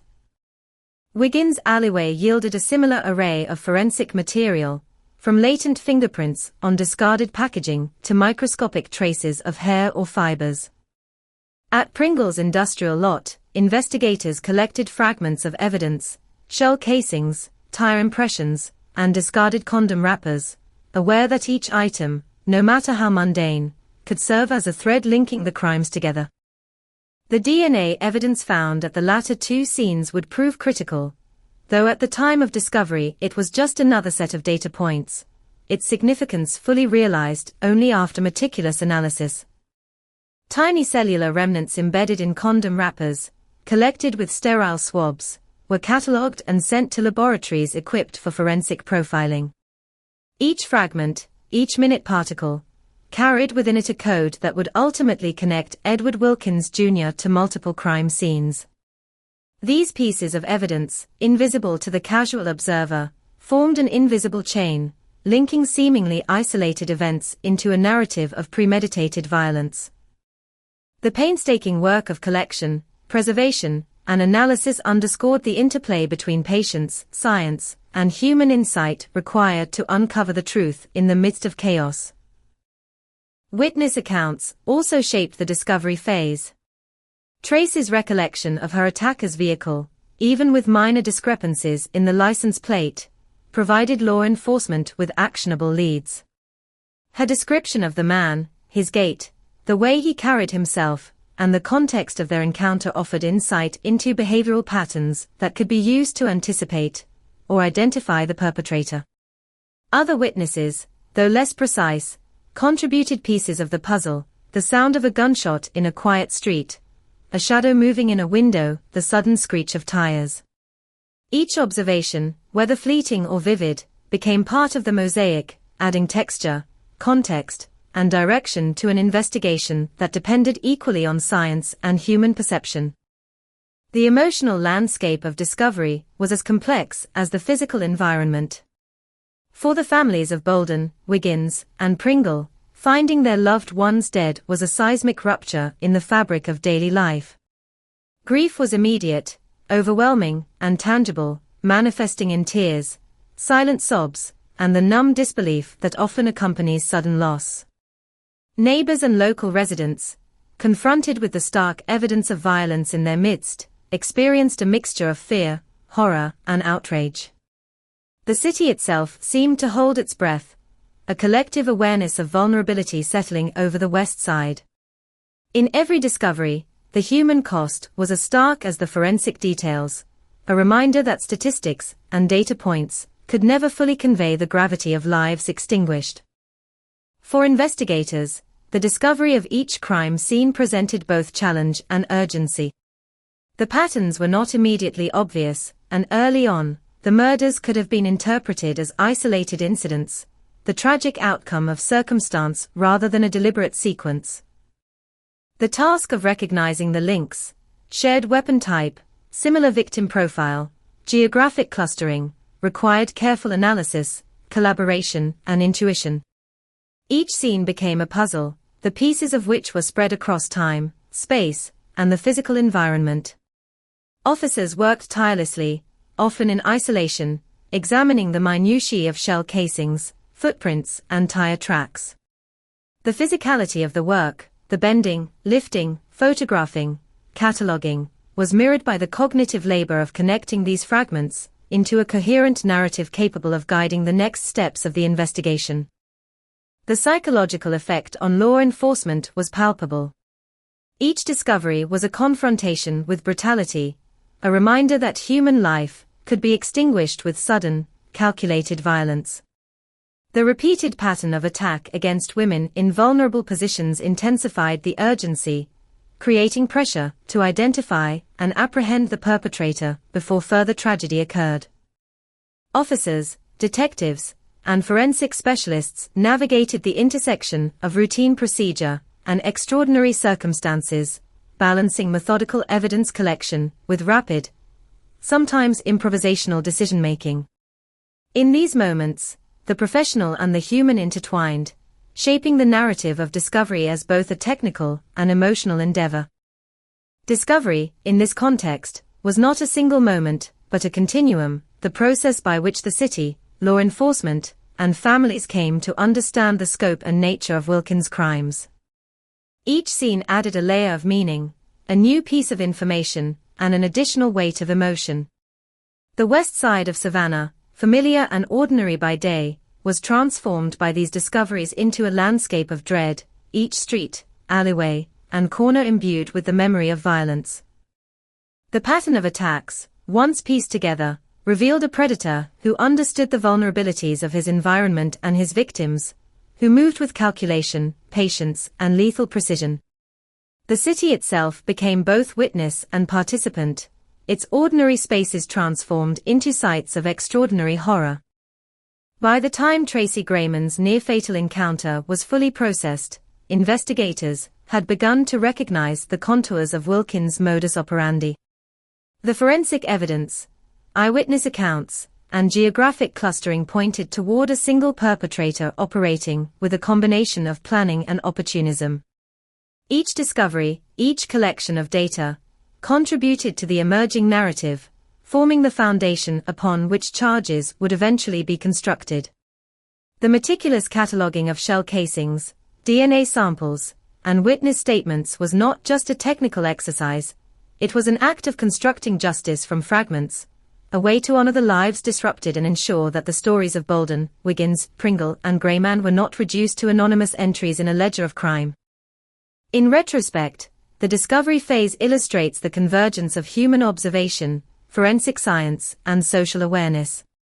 It is the moment where ordinary life collides with extraordinary violence, where the mundane details of streets, alleys, and neighborhoods become imbued with meaning, and where the ordinary rhythms of existence are punctuated by the extraordinary. Each element, the smell of blood on wet pavement, the flattened grass, the discarded wrapper, the fragment of tire tread, becomes a letter in a message that, once decoded, reveals the presence of a calculated predator. The city, the investigators, the victims, and the witnesses together participate in this decoding, a collective endeavor to render sense from chaos, narrative from disruption, and ultimately, justice from horror. The discovery phase is also a testament to the persistence of human agency in the face of predation. It is in these moments, the careful collection of evidence, the patient interviews with witnesses, the analysis of minute forensic details, that the possibility of intervention emerges. While the lives of 3 victims were tragically lost, the survival of Tracy Grayman and the meticulous documentation of each scene created the possibility of accountability. Discovery, then, is not merely about encountering the consequences of crime. It is about laying the groundwork for action, for understanding, and for justice. It is the bridge between the human experience of terror and the procedural mechanisms that allow society to respond, to learn, and to prevent further harm. In Savannah, the discovery of each crime scene transformed neighborhoods, families, and the city itself. Streets that had once been ordinary were rendered extraordinary in their significance, imbued with meaning and memory. Investigators faced not only technical challenges, but the profound emotional weight of human loss. Families were confronted with grief, uncertainty, and the reshaping of their lives. And the women themselves, Bolden, Wiggins, Pringle, and Grayman, became central figures in a narrative that transcended their deaths and injuries, reflecting broader themes of vulnerability, resilience, and the intersection of environment, opportunity, and predation. Discovery, in this sense, was not a moment but a process, a continuum in which the ordinary and extraordinary converged, shaping both the investigation and the collective consciousness of Savannah's West Side. The investigation into the Savannah murders began like many in urban environments, piecemeal, painstaking, and frustratingly slow. At first, the deaths of Charles Bolden, John Andrea Wiggins, and Jan Pringle seemed disconnected, isolated tragedies, the kind that, in the grim calculus of city life, are often dismissed as chance or consequence. But as law enforcement combed the streets, examined forensic evidence, and interviewed witnesses, the patterns began to emerge, subtle yet undeniable. The same type of weapon, 9mm, was used in each attack. The victims shared occupations, moved in similar zones along the west side of Savannah, and were targeted in relatively isolated locations. It was a pattern, a signature, and the investigators, acutely aware of the stakes, understood they were dealing with something far more deliberate than a random act of violence. Detectives assigned to the case quickly realized that conventional approaches would not suffice. The murders required a combination of meticulous evidence collection, behavioral profiling, and strategic public engagement. Each crime scene was treated as a chapter in a larger narrative, with the smallest detail potentially holding the key to the perpetrator's identity. Shell casings were carefully photographed and catalogued. Trajectories were analyzed to understand the angle of attack. Traces of DNA, hair, and fibers were preserved in the hope of later breakthroughs. The city's top forensic experts were consulted, and each piece of data, no matter how seemingly insignificant, was cross-referenced with previous scenes. The investigation was labor-intensive, exhausting, and emotionally taxing, but law enforcement understood that in a case defined by subtlety, no detail could be overlooked. Witness interviews became a crucial component of the investigation, and it was Tracy Grayman's survival that provided the first tangible lead. Though traumatized, she recalled glimpses of the assailant, his vehicle, and the sequence of events that had nearly claimed her life. Her initial description contained minor discrepancies, a misread license plate, a slightly off vehicle model, but these were expected, given the stress and shock she had endured. For detectives, her testimony offered more than just physical identifiers. It revealed behavioral cues, the predator's approach, his confidence, and the fleeting but telling human details that profiling would later expand upon. Tracy's courage, her ability to recall fragmented yet critical details, set the investigative machinery in motion, giving law enforcement the first thread to follow in unraveling Wilkins' actions. As detectives traced patterns through the city, they began to employ geographic profiling, a method that examines the locations of a series of crimes to determine likely areas where the perpetrator may live or operate. The west side of Savannah, with its dimly lit streets, intermittent traffic, and pockets of isolation, became a focal point. Investigators overlaid crime scene locations onto maps, analyzing distances, routes, and environmental factors. The spacing of the murder suggested a perpetrator familiar with the area, someone who could navigate efficiently, exploit vulnerabilities, and vanish without immediate detection. This approach, combining spatial analysis with behavioral insight, began to illuminate a profile. The killer was methodical, opportunistic, and deliberate, someone who had studied his environment and chosen victims whose routines made them predictably vulnerable. Parallel to geographic profiling, forensic analysis was yielding critical insights. DNA collected from the condom wrappers at the Wiggins and Pringle crime scenes was meticulously analyzed. At first, the samples were just genetic material, fragments of life left behind in the chaos of violence. But laboratory analysis revealed a match that would later become central to Wilkins' conviction. Ballistics, too, provided critical confirmation. The shell casings from each crime scene were fired from the same 9mm weapon. Investigators painstakingly compared markings, rifling patterns, and the subtle signatures left on each cartridge, building an incontrovertible link between disparate incidents. The combination of physical evidence and behavioral observation began to close the net, constraining the possibilities and narrowing the focus toward a single suspect. Detectives also relied heavily on traditional police work, canvassing neighborhoods, questioning acquaintances, reviewing surveillance footage, and piecing together alibis. In each step, they were aware that Wilkins was likely observing them as well, adapting his behavior and seeking opportunities to evade detection. His calculated approach was evident in the crime scenes themselves, locations chosen to minimize witnesses, times selected for minimal interference, and methods designed to leave forensic gaps. Investigators had to anticipate not just what had happened, but what the perpetrator might do next. Each lead required careful management. Each encounter with the public was weighed for its potential to provoke or alert the suspect. The investigation became a chess game, with lives, liberty, and justice at stake. The role of the surviving victim, Tracy Grayman, was particularly pivotal. Law enforcement had to balance the need for her safety with the urgency of obtaining critical information. Her recollections of the vehicle, the man's gait, and the sequence of events were cross-referenced with public records, vehicle registrations, and other known data points.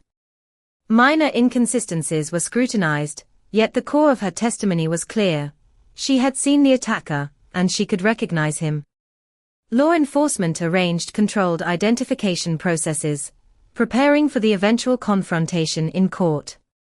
Tracy's resilience, her capacity to endure repeated questioning, and her precision under duress provided a psychological and investigative anchor for the detectives navigating an otherwise uncertain landscape. In the midst of this, investigators faced frustration and dead ends. False leads emerged, misreported sightings consumed hours, and the inherent variability in human memory complicated the process. Some witnesses misremembered details, others were reluctant to come forward due to fear or stigma. Law enforcement officers had to sift through the noise, distinguishing between actionable information and distractions. Each step required patience, rigor, and strategic judgment. The cumulative effect of these challenges intensified the pressure on detectives, creating a sense of urgency heightened by the reality that Wilkins remained at large, his next move potentially fatal. The psychological strain on law enforcement mirrored, in its own way, the terror experienced by the victims, reinforcing the stakes of each decision made in the field. Collaboration across departments and agencies became crucial. Forensic specialists, patrol officers, homicide detectives, and behavioral analysts shared insights, cross-referencing data, and integrating new information as it emerged. Multi-agency coordination ensured that no piece of evidence was overlooked, and that investigative efforts were synchronized. Each meeting, each briefing, became an exercise in pattern recognition, with detectives poring over crime scene photographs, witness statements, and geographic data. They debated hypotheses, tested theories, and weighed probabilities, aware that the complexity of human behavior, combined with Wilkins' apparent calculation, made any assumption potentially perilous. The investigative team functioned as a collective brain, a coordinated effort to decode the predator's behavior and anticipate his next move. The psychological profile of the perpetrator began to take shape. Behavioral analysts examined the combination of precision, victim selection, and mobility. Wilkins, they concluded, was not acting purely on impulse. His attacks suggested forethought, a measured assessment of opportunity and risk. He understood the patterns of the city, the routines of his victims, and the constraints of law enforcement response times. This profile informed investigative strategy. Officers began to anticipate possible locations, monitor high-risk zones, and focus on individuals whose characteristics and behaviors matched the emerging pattern. The synthesis of physical evidence, witness accounts, and behavioral analysis began to form a cohesive strategy, narrowing the search from a sprawling city to a set of potential suspects. Media attention, though initially limited, began to shape the investigation as well. Reports of the murders, particularly the survival of Tracy Grayman, circulated within the community, raising public awareness and generating tips. Detectives had to carefully manage this influx of information, filtering credible leads from rumor and speculation.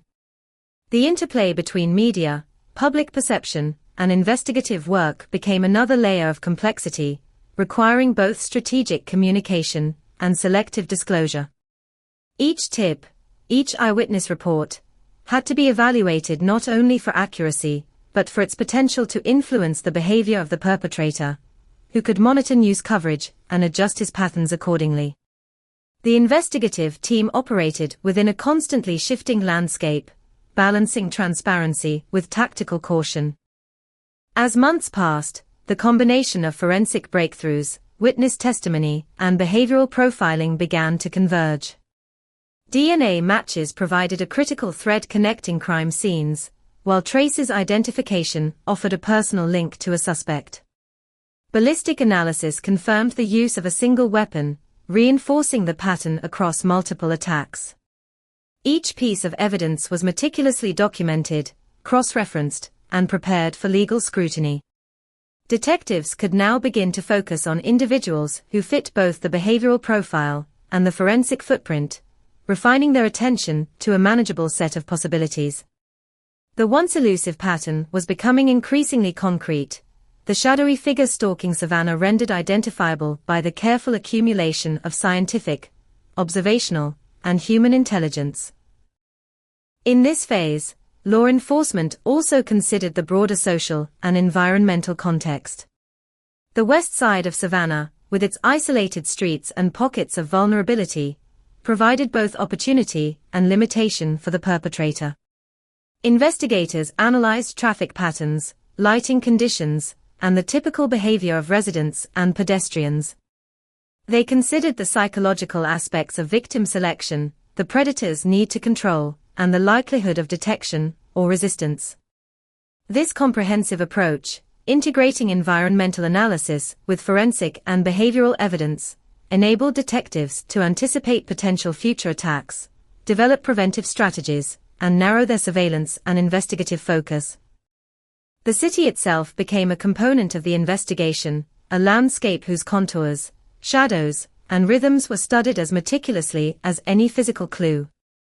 Ultimately, the investigation was characterized by patience, persistence, and a refusal to accept incomplete conclusions. Detectives understood that rushing to judgment could jeopardize both the investigation and the safety of potential future victims. Each crime scene was re-examined, each witness re-interviewed, each fragment of evidence reanalyzed. The cumulative weight of detail, observation, and expertise began to illuminate the contours of a single perpetrator. Edward Wilkins Jr., once anonymous within the urban tapestry, began to emerge as a figure defined by patterns, choices, and forensic imprints. The investigation, built on a foundation of painstaking work, human courage, and scientific rigor, was approaching the critical threshold where suspicion would crystallize into legal and moral accountability.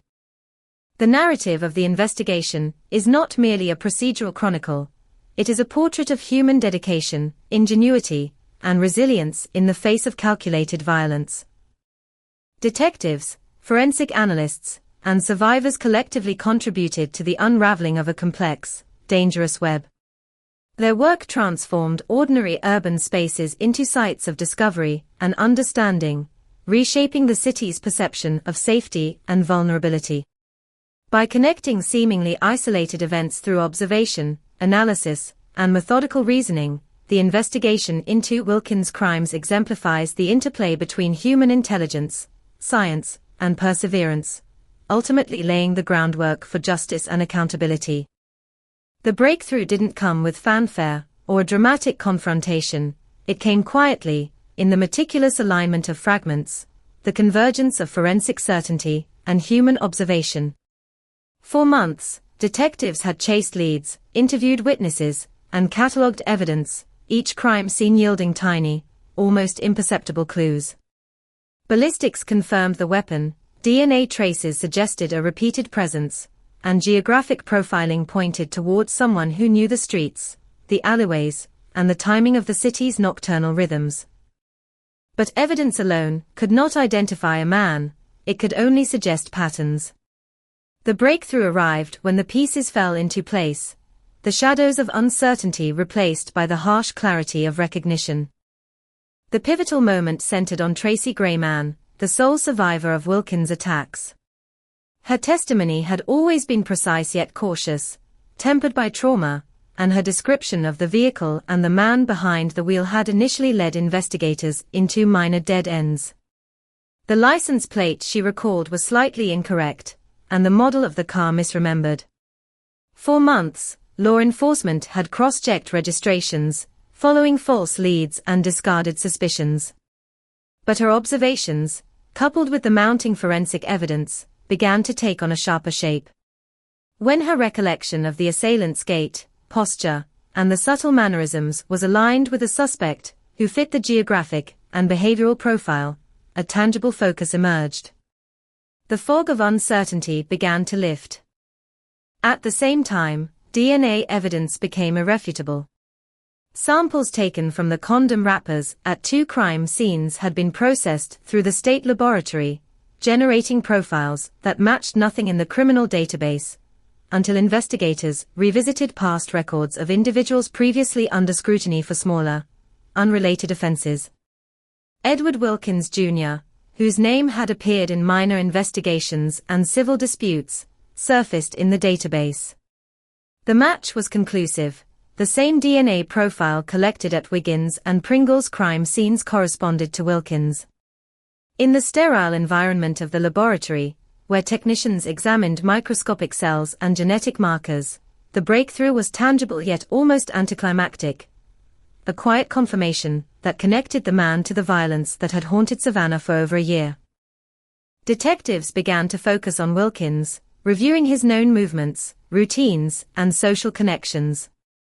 His proximity to the crime scenes was striking. A man familiar with the west side of Savannah, he moved through the neighborhoods with ease, understood the timing of local foot traffic, and could select moments when his victims were isolated. Surveillance, witness statements, and prior records created a lattice of circumstantial evidence that increasingly aligned with the forensic facts. Every lead was examined with care, every connection verified. Law enforcement, aware of the high stakes, approached Wilkins not with speculation, but with a mosaic of confirmed data points. The pattern was no longer a theory, it was a narrative that pointed squarely to a single man. The breakthrough intensified when investigators re-examined the minor inconsistencies in Tracy Grayman's recollection. Her slightly misremembered license plate, initially a source of frustration, now became a pivot. Cross-referencing the partial plate, the vehicle make, and the approximate locations of sightings, detectives traced ownership records that led directly to Wilkins. The convergence of eyewitness observation, forensic certainty, and geographic familiarity left little doubt. The man who had terrorized the west side of Savannah was known, identified, and reachable. What had been fragmented, scattered, and seemingly random now coalesced into a coherent and actionable profile. Behavioral analysts added nuance to the breakthrough. By studying Wilkins' actions, his selection of victims, timing of attacks, choice of isolated areas, and methodical execution, they reconstructed his psychology, the underlying motivations and patterns that had eluded capture. Wilkins was deliberate, patient, and calculating. He understood how to manipulate space, opportunity, and timing to his advantage. Analysts noted that he exhibited traits common in predatory offenders: control, observation, and anticipation of law enforcement response. His choices were not impulsive but structured, reflecting both a familiarity with the environment and a conscious engagement in avoidance strategies. The synthesis of physical evidence and behavioral analysis crystallized the identity of the perpetrator. Detectives began to surveil Wilkins carefully, aware that premature action could compromise both public safety and the integrity of the case. They monitored his movements, corroborated alibis, and gathered additional documentation linking him to the crime scenes. Interviews with acquaintances revealed further patterns: Wilkins' knowledge of the neighborhoods, interactions with individuals who matched the victim's routines, and subtle signs of premeditation that, in retrospect, had been overlooked. Each new detail reinforced the breakthrough, painting a picture of a man whose outward normalcy masked lethal intent. The investigators' careful observation confirmed the emerging profile. Wilkins was not a random actor. He was the architect of a sequence of calculated attacks. The legal and procedural mechanisms were simultaneously set into motion. Armed with the forensic DNA match, eyewitness testimony, and behavioral corroboration, law enforcement petitioned for search and seizure warrants. Officers combed through Wilkins' residence, vehicles, and personal effects with surgical precision.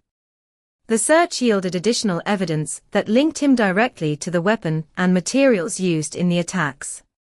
Shell casings, firearm registrations, and ancillary items confirmed his access to the 9mm weapon, while minor possessions and patterns of movement aligned with investigators' predictions of his operational behavior. Each discovery reinforced the notion that this was not merely circumstantial, but compelling, actionable, and prosecutable. The human aspect of the breakthrough cannot be overstated. For Tracy Grayman, identification and recognition of Wilkins as her attacker was both terrifying and clarifying. In controlled circumstances, she was asked to view him, to confirm that the man before her was indeed the one who had taken her sense of safety and nearly her life. The psychological tension in that room was palpable, the survivor confronting the predator, the detective observing, and the suspect confronting the evidence that threatened to undo his carefully constructed anonymity. Her identification was not perfunctory. It was a moment of profound courage, of personal acknowledgement that the man responsible for trauma was real, known, and accountable. It was a human validation of the investigative breakthrough. The breakthrough also carried weight within the investigative team. Months of frustration, dead ends, and painstaking documentation had finally yielded a concrete path forward. Officers could feel the tension in the precinct shift, from urgency to controlled anticipation. The abstract pattern that had haunted them, the sequence of attacks, the similarities in location, method, and victim profile, was no longer an intellectual puzzle, but a direct link to a man they could pursue, arrest, and bring to justice. The breakthrough transformed speculation into strategy, fear into action, and uncertainty into procedural clarity. It was the moment when the investigation evolved from reactive observation to proactive resolution. In retrospect, the breakthrough illustrates the interplay between patience, science, and human intuition. Each element, Tracy Grayman's testimony, the DNA evidence, ballistic matches, geographic profiling, and behavioral analysis, was necessary but insufficient on its own. Only through their convergence did the investigators arrive at clarity. It demonstrates that complex crimes, especially serial acts of violence, require a multidimensional approach, meticulous attention to forensic detail, careful management of human witnesses, strategic geographic analysis, and a deep understanding of psychological patterns. The breakthrough was not a single event, but a synthesis, a tipping point where accumulated knowledge coalesced into certainty. The moment of recognition also underscored the role of persistence.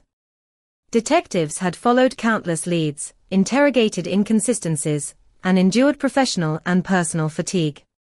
The breakthrough rewarded this endurance, validating months of meticulous work.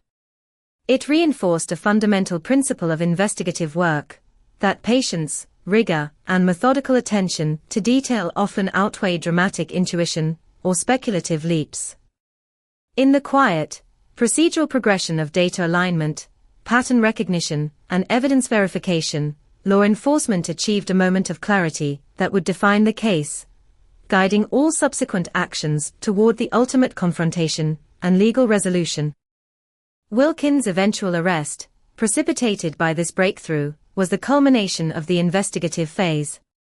Officers executed their warrants with precision, fully aware of the risks inherent in confronting a known violent offender.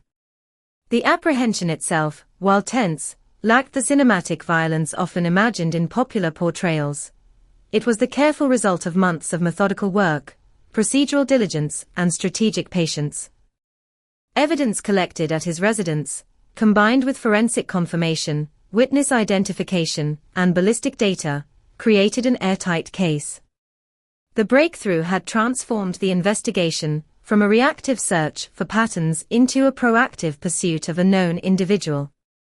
Yet even as law enforcement celebrated the tactical and procedural victory, there was an awareness that the breakthrough carried human weight.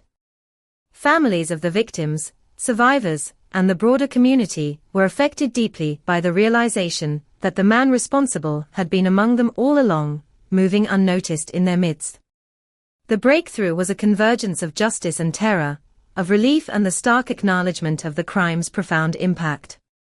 It marked the moment when patterns became personhood, when abstract menace became an identifiable and accountable human actor. In essence, the breakthrough in the Wilkins case represents the crystallization of a complex investigation into actionable clarity. It is a reminder that the convergence of evidence, human courage, scientific analysis, and procedural diligence is what transforms uncertainty into accountability. The patterns of violence, the minutiae of behavior, the fragments of DNA, and the courageous testimony of a survivor all coalesced to create a moment where law enforcement could move decisively.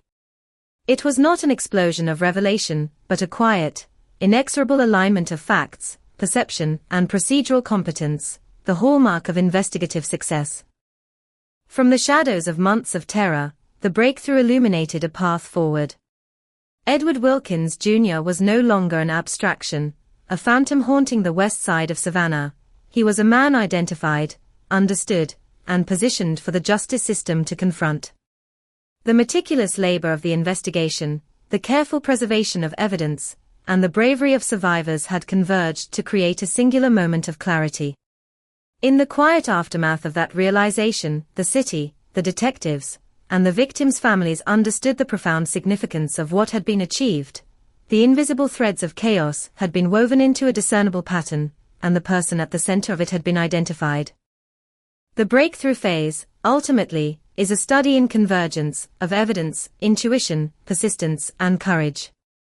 It demonstrates that even in the face of methodical, calculated violence, the careful alignment of scientific rigor and human observation can produce clarity. For law enforcement, it was a validation of months of meticulous effort. For the survivors, it was confirmation that their suffering had not been in vain. And for the victims' families, it was a critical step toward accountability, toward the legal and moral resolution that would eventually follow in the courtroom. The breakthrough was the turning point, the moment when the abstract threat of serial violence was transformed into a concrete, identifiable figure, setting the stage for confrontation, trial, and ultimately, justice. The day Edward Wilkins Jr. was brought into the courtroom carried with it an almost palpable tension, a collective awareness that months of painstaking investigation were about to collide with the slow, deliberate machinery of justice. The courtroom itself, with its polished wood, muted lighting, and the quiet shuffle of papers, seemed almost at odds with the horror that had unfolded in the streets of Savannah. But within those walls, the gravity of Wilkins' crimes became immediate, undeniable.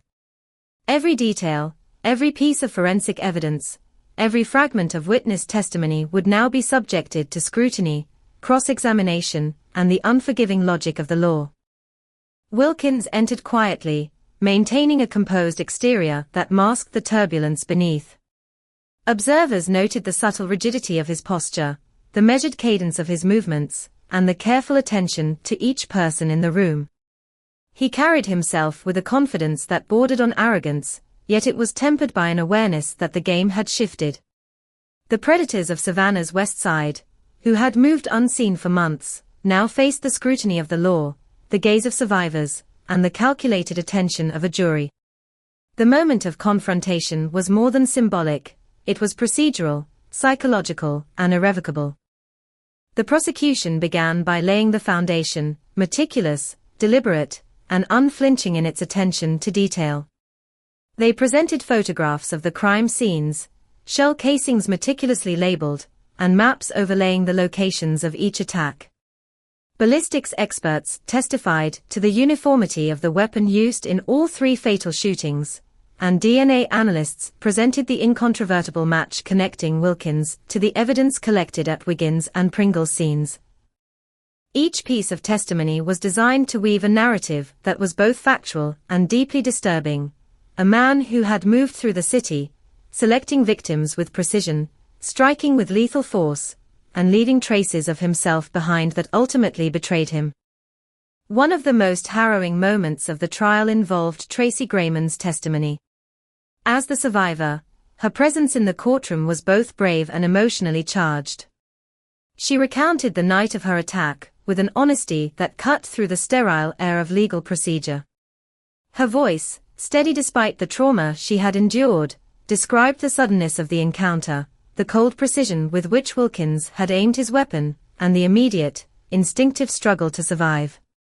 Her identification of Wilkins as the man who had shot her was a defining moment, not only because it linked him directly to one of the attacks, but because it embodied the human cost of his crimes. The courtroom fell into a tense silence, the weight of her experience pressing upon every observer. The defense, in contrast, adopted a strategy of denial and obfuscation, attempting to distance Wilkins from the mounting evidence.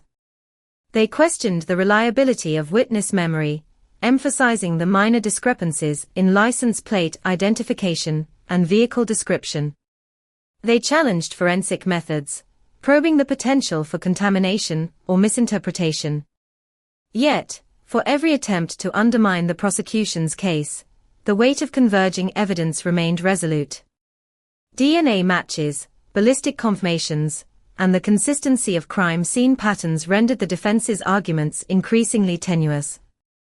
The courtroom became a stage upon which science, observation, and narrative converged to confront calculated violence with reason and rigor. The prosecution further bolstered its case with the recorded confession of Wilkins, a piece of evidence that carried both legal and psychological significance. In the recording, Wilkins acknowledged his actions, describing in his own words the events surrounding the deaths of Bolden, Wiggins, and Pringle. His voice, calm and measured, conveyed a chilling detachment, a rationalization of acts that society regarded as monstrous. When presented to the jury, the recording produced a profound effect. It confirmed not only the acts themselves, but the premeditated nature of his violence.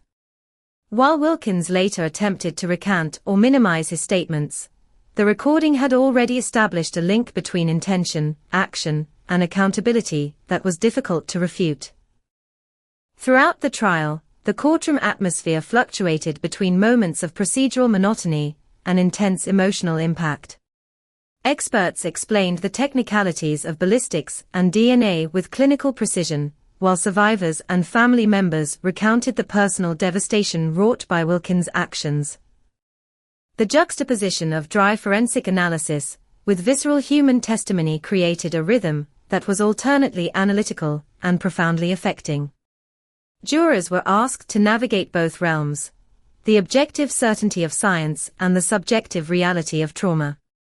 In this space, the narrative of Wilkins' crimes became tangible, concrete, and emotionally resonant. The prosecution's strategy relied heavily on pattern recognition.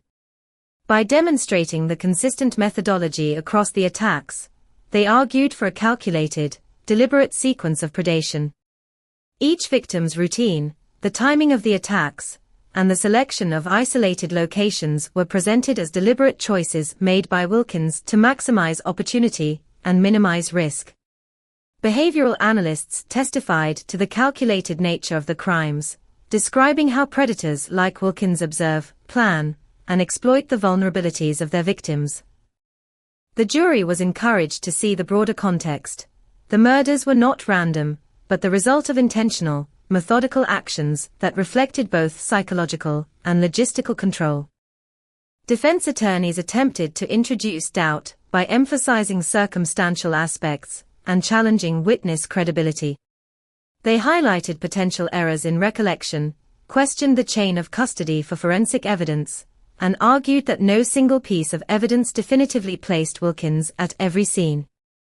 Yet the prosecution's multi-layered approach, combining DNA, ballistics, eyewitness testimony, and behavioral analysis, left minimal room for ambiguity.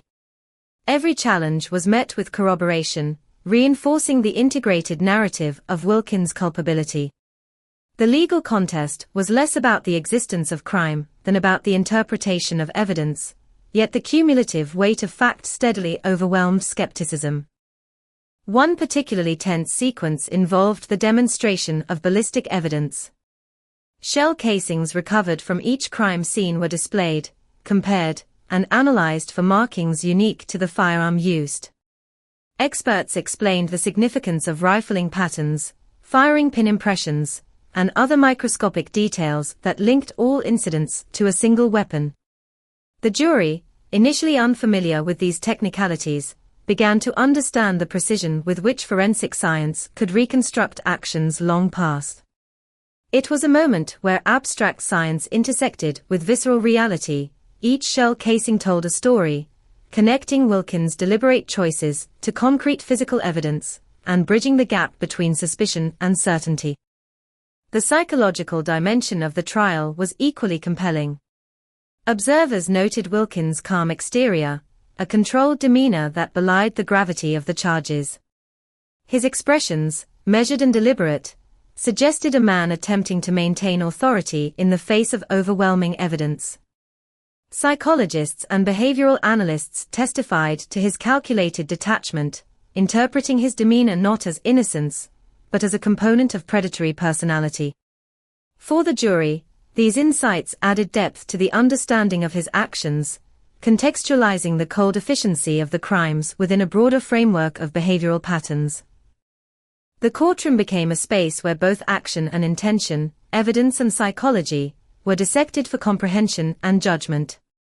Family members of the victims were present throughout, their presence a silent counterpoint to the methodical proceedings. Their grief was palpable, sometimes restrained, sometimes manifesting in quiet tears or tense expressions. Each piece of evidence, each testimony, resonated beyond the technicalities of law, touching upon the human cost of Wilkins' violence. The prosecution understood this, framing their narrative to convey both factual accuracy and empathetic resonance. The courtroom became not merely a site of legal contestation, but a stage where the consequences of predatory violence were made profoundly real, tangible, and undeniable. As the trial progressed, it became clear that the prosecution had achieved its objective, establishing a consistent, coherent, and compelling narrative linking Wilkins to the crimes. Witness testimony, forensic evidence, and psychological analysis converged to present a portrait of a calculated killer whose actions were deliberate, premeditated, and devastatingly effective. The defense, while persistent in its challenges, could not overcome the accumulation of fact, observation, and scientific certainty. Each day in court reinforced the inevitability of the legal conclusion, the convergence of investigation, and judicial process bringing Wilkins ever closer to accountability. Closing arguments distilled the extensive proceedings into compelling summaries. The prosecution emphasized the convergence of evidence, the courage of survivors, and the methodical nature of Wilkins' actions. They portrayed a man who had exploited vulnerability, manipulated opportunity, and left a trail of trauma across the city. The defense, in contrast, attempted to humanize Wilkins, appeal to juror doubt, and emphasize procedural uncertainties. Yet the overwhelming presence of evidence, testimony, and behavioral insight created a narrative that transcended rhetoric. The jury, having absorbed months of detailed presentation, now held the task of translating evidence into verdict. When the verdict was finally delivered, the courtroom was silent with anticipation. The culmination of months of investigation, painstaking forensic work, survivor testimony, and legal strategy now rested in the hands of the jury. Their decision would affirm not only the specific facts of the case, but the broader principle that calculated violence cannot escape accountability. As the foreperson read the guilty verdicts, a collective tension eased into recognition. The man who had haunted Savannah's streets, who had manipulated opportunity and exploited vulnerability, was now legally and morally accountable for his actions. Justice, painstakingly assembled through science, observation, and courage, had reached its decisive point. The trial of Edward Wilkins Jr. illustrates the convergence of investigative diligence, forensic science, and legal process. It highlights the importance of survivor testimony, the necessity of scientific rigor, and the impact of behavioral analysis in understanding predatory action. The courtroom, often a sterile environment, became a site where human experience, technical detail, and psychological insight intersected, producing a narrative that was both compelling and profoundly sobering. For the victims' families, survivors, and the city, the trial represented a moment of clarity, confrontation, and, ultimately, accountability. Beyond the legal mechanics, the trial carried profound emotional resonance. Each testimony, each piece of evidence, and each expert analysis contributed not merely to conviction, but to communal understanding. The city witnessed the methodical dismantling of a predator's anonymity, a reminder that careful observation, human courage, and scientific rigor can converge to confront calculated harm. For investigators, the trial was a validation of months of exhaustive work. For survivors, it was recognition of trauma and endurance. For families, it was a crucial step toward closure. The courtroom became a space where fact, psychology, and human experience intersected, forging a decisive and irrevocable confrontation with violence. In this way, Part 8 concludes with the affirmation that justice in the Wilkins case was not immediate, but the product of layered, convergent efforts, investigative, forensic, and legal. The confrontation in court did not erase the trauma inflicted, but it transformed uncertainty and fear into accountability. It represented the culmination of human perseverance against methodical, predatory violence, and set the stage for the sentencing that would ultimately define Wilkins' fate. The trial was both a procedural and emotional reckoning, marking the point at which evidence, courage, and procedural diligence intersected to secure justice. The courtroom was heavy with expectation, as the sentencing phase of Edward Wilkins Jr.'s trial began, a somber culmination to years of terror, investigation, and legal struggle. The air was charged with a mixture of relief, grief, and unresolved tension, a reflection of the human cost of Wilkins' calculated violence. Families of the victims, survivors, law enforcement, and the legal teams were all acutely aware that this was the moment when the abstract measure of justice would be quantified in years, decades, and life sentences. The gravity of the room seemed almost tactile, pressing down with the weight of months of suffering and months of work that had led to this precise, unavoidable juncture. Wilkins sat impassively, the same controlled demeanor he had maintained throughout the trial. His eyes flickered occasionally toward the families, toward the courtroom observers, and then back to the legal team, but he offered no visible acknowledgement of the emotional weight in the room. For months, he had attempted to maintain a sense of control, composure in the face of mounting evidence and testimony, but the sentencing phase brought a new kind of confrontation. Here, the abstracted guilt of the jury and the concrete analysis of the law would converge, defining not only his punishment, but also his isolation from society for the foreseeable future. The presiding judge methodically reviewed the charges, the convictions, and the statutory requirements for sentencing.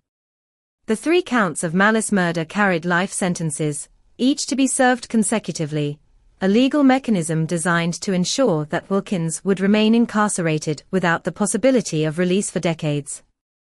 In addition, the charges of possession of a firearm during the commission of a crime, along with the assaults against Tracy Grayman, contributed additional years to his total sentence. The courtroom absorbed these pronouncements with a mixture of grim acknowledgement and muted relief. While no number of years could restore the lives lost or erase the trauma, the imposition of consecutive life sentences signaled an unequivocal moral and legal judgment against Wilkins' actions. During the pronouncement, the families of the victims were allowed to present impact statements. Their words, carefully chosen and spoken with quiet intensity, detailed the enduring pain, fear, and loss caused by Wilkins' crimes. Parents described the absence of their children in daily life, the persistent ache of milestones missed and memories unshared. Friends recounted the sudden void left by the deaths and the fear that lingered in the community. Each statement reinforced the human cost of the calculated violence, transforming the abstract discussion of crime into tangible human experience. It was a ritual of acknowledgement, recognition, and moral confrontation, reminding all present that the crimes had left indelible scars far beyond the immediate act of violence. Tracy Grayman, the survivor whose testimony had been pivotal, delivered her statement with composed intensity. She recounted the night of her attack, the sudden terror, and the subsequent struggle to regain a sense of safety and normalcy. Her words were not merely recollections of fear. They were an affirmation of resilience, an assertion of agency in the face of victimization. She described the long-term psychological effects, the persistent anxiety, and the careful recalibration of daily life to accommodate the trauma she had endured. Her statement, calm yet resolute, underscored the human dimension of sentencing, that while the law could impose time, it could not fully address the emotional and psychological consequences of Wilkins' actions. The prosecution emphasized the premeditated nature of Wilkins' crimes, highlighting the consistent use of a 9mm firearm, the deliberate selection of victims, and the calculated exploitation of isolated areas. They reminded the court that Wilkins had committed multiple acts of violence over a period of more than a year, demonstrating planning, foresight, and a repeated disregard for human life. The sentencing phase framed his actions not as isolated incidents, but as a sustained pattern of predatory behavior, amplifying the justification for consecutive life sentences and reinforcing the principle that deliberate, repeated violence warrants the strictest measures of accountability. Wilkins' defense, in contrast, attempted to contextualize his actions, arguing for mitigation and consideration of personal circumstances. They highlighted psychological evaluations, suggested external stressors, and appealed for leniency within the statutory framework. However, the cumulative weight of evidence, testimony, and the severity of the crimes rendered these arguments largely symbolic. The court's role was not merely to interpret personal context, but to administer justice in proportion to the harm inflicted and the intent demonstrated.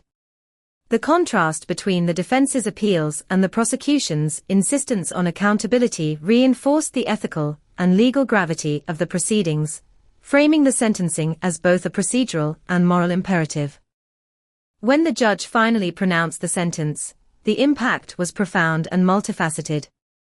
Edward Wilkins, Jr. received 3 consecutive life sentences for the Malice murders, along with additional years for firearm possession and assault charges. The legal declaration was unequivocal: he would remain in prison for the remainder of his life, removed from society, and subject to the full weight of legal consequence. For the families, the sentence represented recognition, validation, and a measure of closure, though it could never fully compensate for the loss or the trauma endured. For the survivors, it affirmed that their courage and testimony had tangible impact, translating personal experience into legal accountability. And for the broader community, the sentence signaled that deliberate predatory violence would not go unpunished, reinforcing the social contract and the protective function of the legal system. The aftermath of sentencing extended beyond the courtroom, affecting families, survivors, and law enforcement alike. Families had to navigate grief while confronting the reality of life sentences that underscored the permanence of loss. Survivors like Tracy Grayman continued their recovery, negotiating a path forward that balanced trauma with resilience. Law enforcement officers, whose months and years of work had culminated in conviction and sentencing, experienced both professional vindication and the lingering emotional weight of engagement with repeated violence. The city itself absorbed the psychological impact of the crimes, with community members acutely aware of the vulnerability exposed by Wilkins' actions and the procedural reassurance provided by justice. The broader social implications of the case were also significant. The targeting of women involved in sex work highlighted systemic vulnerabilities, drawing attention to the intersection of social marginalization and predatory violence. Advocacy groups, media coverage, and law enforcement initiatives increasingly emphasized protective measures, awareness campaigns, and proactive surveillance strategies to mitigate risk in vulnerable populations. The sentencing of Wilkins became a reference point for both legal precedent and community safety discourse, illustrating the importance of coordinated investigative diligence, survivor support, and the integration of forensic, behavioral, and procedural expertise in confronting serial predation. Psychologically, the aftermath carried a complex mix of relief, trauma, and reflection. Families mourned the loss of loved ones, yet found solace in the certainty of legal accountability. Survivors negotiated the ongoing psychological impact of their encounters with Wilkins, integrating coping strategies, therapy, and social support into their recovery. Law enforcement reflected on the investigative process, the challenges of pattern recognition, the integration of forensic science, and the critical role of witness cooperation. The sentence, while final in legal terms, represented a starting point for emotional, social, and procedural reconstruction, both for individuals directly affected and for the systems engaged in preventing future violence. The community response was nuanced. There was relief that a serial offender had been removed from circulation, a recognition of the effectiveness of law enforcement, and a renewed awareness of vulnerability in certain social strata. Public discourse emphasized the necessity of vigilance, community support, and systemic mechanisms to address risk factors for predation. The sentencing was more than a legal milestone. It was a social affirmation of accountability, a concrete demonstration that deliberate, repeated violence could be comprehensively addressed through combined investigative, forensic, and judicial processes. In this sense, the aftermath extended beyond the immediate participants, shaping broader perceptions of justice, safety, and societal responsibility. Within the legal system, the Wilkins case became a study in the integration of multifaceted investigative strategies. Forensic evidence, behavioral profiling, and survivor testimony had converged to produce a cohesive, prosecutable narrative. The sentencing phase exemplified how accumulated, methodical work can translate into definitive legal outcome. The deliberate imposition of consecutive life sentences, additional years for firearm possession, and consideration of survivor assaults reflected the system's capacity to calibrate punishment in proportion to both the severity and deliberateness of criminal action. It highlighted the procedural and ethical responsibility of the courts to balance individual context with societal protection. For Edward Wilkins Jr. himself, the aftermath of sentencing was stark, unyielding, and absolute. Removed from society, subject to the daily reality of incarceration, he confronted the permanence of consequence. The meticulous legal process that had built the case against him, culminating in life sentences, ensured that the autonomy he had once wielded over his victims was now stripped entirely. The procedural rigor of the legal system rendered him accountable not only for individual acts of violence, but for the broader pattern of predation, demonstrating the capacity of law and society to respond decisively to deliberate, repeated harm. His future, constrained and controlled, stood in contrast to the lives he had irrevocably disrupted. In the personal sphere, families and survivors began to navigate a complicated terrain of healing. Mourning intertwined with relief, trauma intersected with a renewed sense of security, and memory coexisted with the affirmation of justice. Community support, counseling services, and advocacy initiatives played crucial roles in facilitating adaptive recovery, emphasizing both psychological resilience and social reintegration where possible. The legal closure provided by sentencing enabled these processes to move forward, not erasing grief, but situating it within a framework of accountability, acknowledgement, and societal validation. The aftermath was thus both individual and collective, procedural and profoundly human. The Wilkins case also underscored the importance of ongoing vigilance in law enforcement and community structures. Patterns of vulnerability, social marginalization, and predatory behavior highlighted the need for systemic strategies to prevent recurrence. Investigative methods, informed by forensic science and behavioral analysis, were refined and institutionalized, contributing to broader procedural knowledge.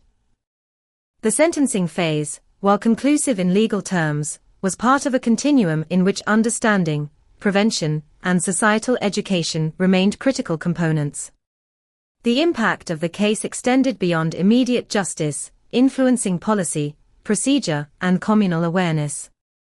Ultimately, the sentencing and aftermath of Edward Wilkins Jr. represent the intersection of human courage, investigative diligence, and judicial process.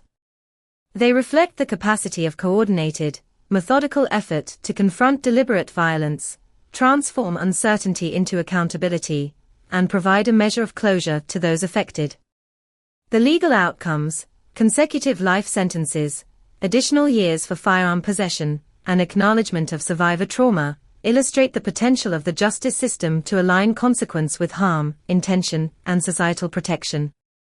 Simultaneously, the personal and communal dimensions of aftermath highlight the enduring human impact of crime, the resilience required to navigate trauma, and the critical importance of structured, empathetic support in facilitating recovery. In the months and years following sentencing, the legacy of the Wilkins case persisted in both tangible and intangible forms. Families memorialized their lost loved ones, survivors continued to reclaim their sense of agency, and law enforcement reflected on the methodological lessons learned. Educational initiatives, community programs, and procedural reforms drew upon the insights gained from investigation and trial, emphasizing the integration of forensic rigor, behavioral analysis, and survivor engagement. The sentencing marked a legal conclusion, but also catalyzed ongoing reflection, adaptation, and commitment to preventing similar predatory patterns in the future. In this way, Part 9 captures both the judicial reckoning and the broader emotional, social, and procedural consequences of Edward Wilkins Jr.'s crimes.